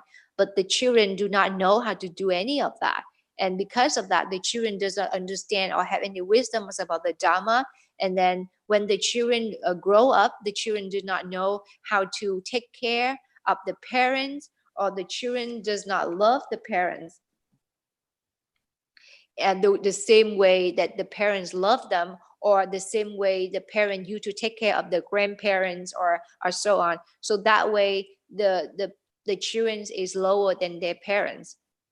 And the second way is that the children have the same level of virtue like their parents. So let's say if the parents are doctors or lawyers, and then also teach the children to become very successful in life, and if the parents know how to practice the Dharma, to follow the teachings of the Buddha, and would be able to teach the children to do the same thing, to follow the teachings of the Buddha, to practice meditation, to train the mind. And then when the parents get old, the children know how to take care of the parent the same way the parent used to take care of the children. So just like that, the parents and the children have the same virtue, have the same levels of virtues. And the another kind is that the children is more virtuous or higher than the parents. What is the example for that? Take the Buddha, for example. When he was a prince, his dad was the king, and he was King Sodadana. And after the Bodhisattva left the Paris, and then after that he became Samma Sambuddha, the ultimate enlightened one. He have the greatest virtues of all of us. And then he came back to the palace, and he be able to help his father, King Sodadana, to take refuge in the Buddha Dharma, to understand the Dharma, to realize the Four Noble Truths, and to reach to the stage of the undead or the ultimate liberation, Nibbana. So in that case, the children is actually more virtuous, and the children is higher than the parents. So back to that, Sayagyi say that so that's why when we practice vipassana meditations, if there's any doubt that arises in us, if any fears arise in us, we can go back, and if we cannot contemplate that as fear, or doubt, or thinking, so on and so forth, then we can contemplate on the virtue of the Buddha, because the Buddha is so great. His virtues is the highest of we all. So with this virtue, we can take refuge in him, and with this virtue, we'll be able to his virtue as well as his merit will be able to help us overcome all these fear, all the doubt in our practice, so that we can strike on. And others method that we could use to repair ourselves for vipassana meditation, or in a way to prepare ourselves for this surgery, a very, very effective surgeries, is that we can contemplate on the 32 parts of the body. So in the mundane world, we all love our body because of the wrong view. This body is I, this body is self, this body is me, this body is mine. And because of that, we do all the things to take care of this body, and we neglect the mind. So if we learn about this, when we understand about this body, we learn the truth about this body, we will see that, okay, when we contemplate on these 32 parts of the body, this body is actually nothing but flesh and bones and all these liquids, and it is mucus that's happening. Imagine when you take out all the skin, what's there? There's the flesh. And then when you take out all the flesh, what's there? There's all the bones. And within all this flesh, all this mucus, all this liquids, all this blood, and all these organs is very not beautiful. So when we reflect on that, we see that this body is unclean and unbeautiful. Then therefore, we trying to practice in order to not having this body, not having to be born and be rebirthed again, so that we have to carry out these bodies again. And another very effective method is contemplation on death. Again, we all very scared of death. We all do not want to die. But the thing is that when we think of death, we only think about the death that comes the end of our life. We do not think of the momentary death, or we do not understand or even see it. So when we contemplate about death, we see that every day death is closer to us. And Sayagyi said that right now he's 92 years old. His eyes are very poor. His eyesight are very poor now. His ears is losing the consciousness. He cannot hear very well. So he's about to die. And when we contemplate like that, then we will see that it's very urgent to practice the teachings of the Buddha, so that we get to the stage of the undead. And when a person, getting older, their mind do not work very well anymore. So therefore, it's very easy for them to forget. So Sayagyi said that for now, he does not think much about the futures anymore, because he's about to die already. There's not much he can do about the futures anymore. And because of that, there's a lot of story about the past coming back into his life.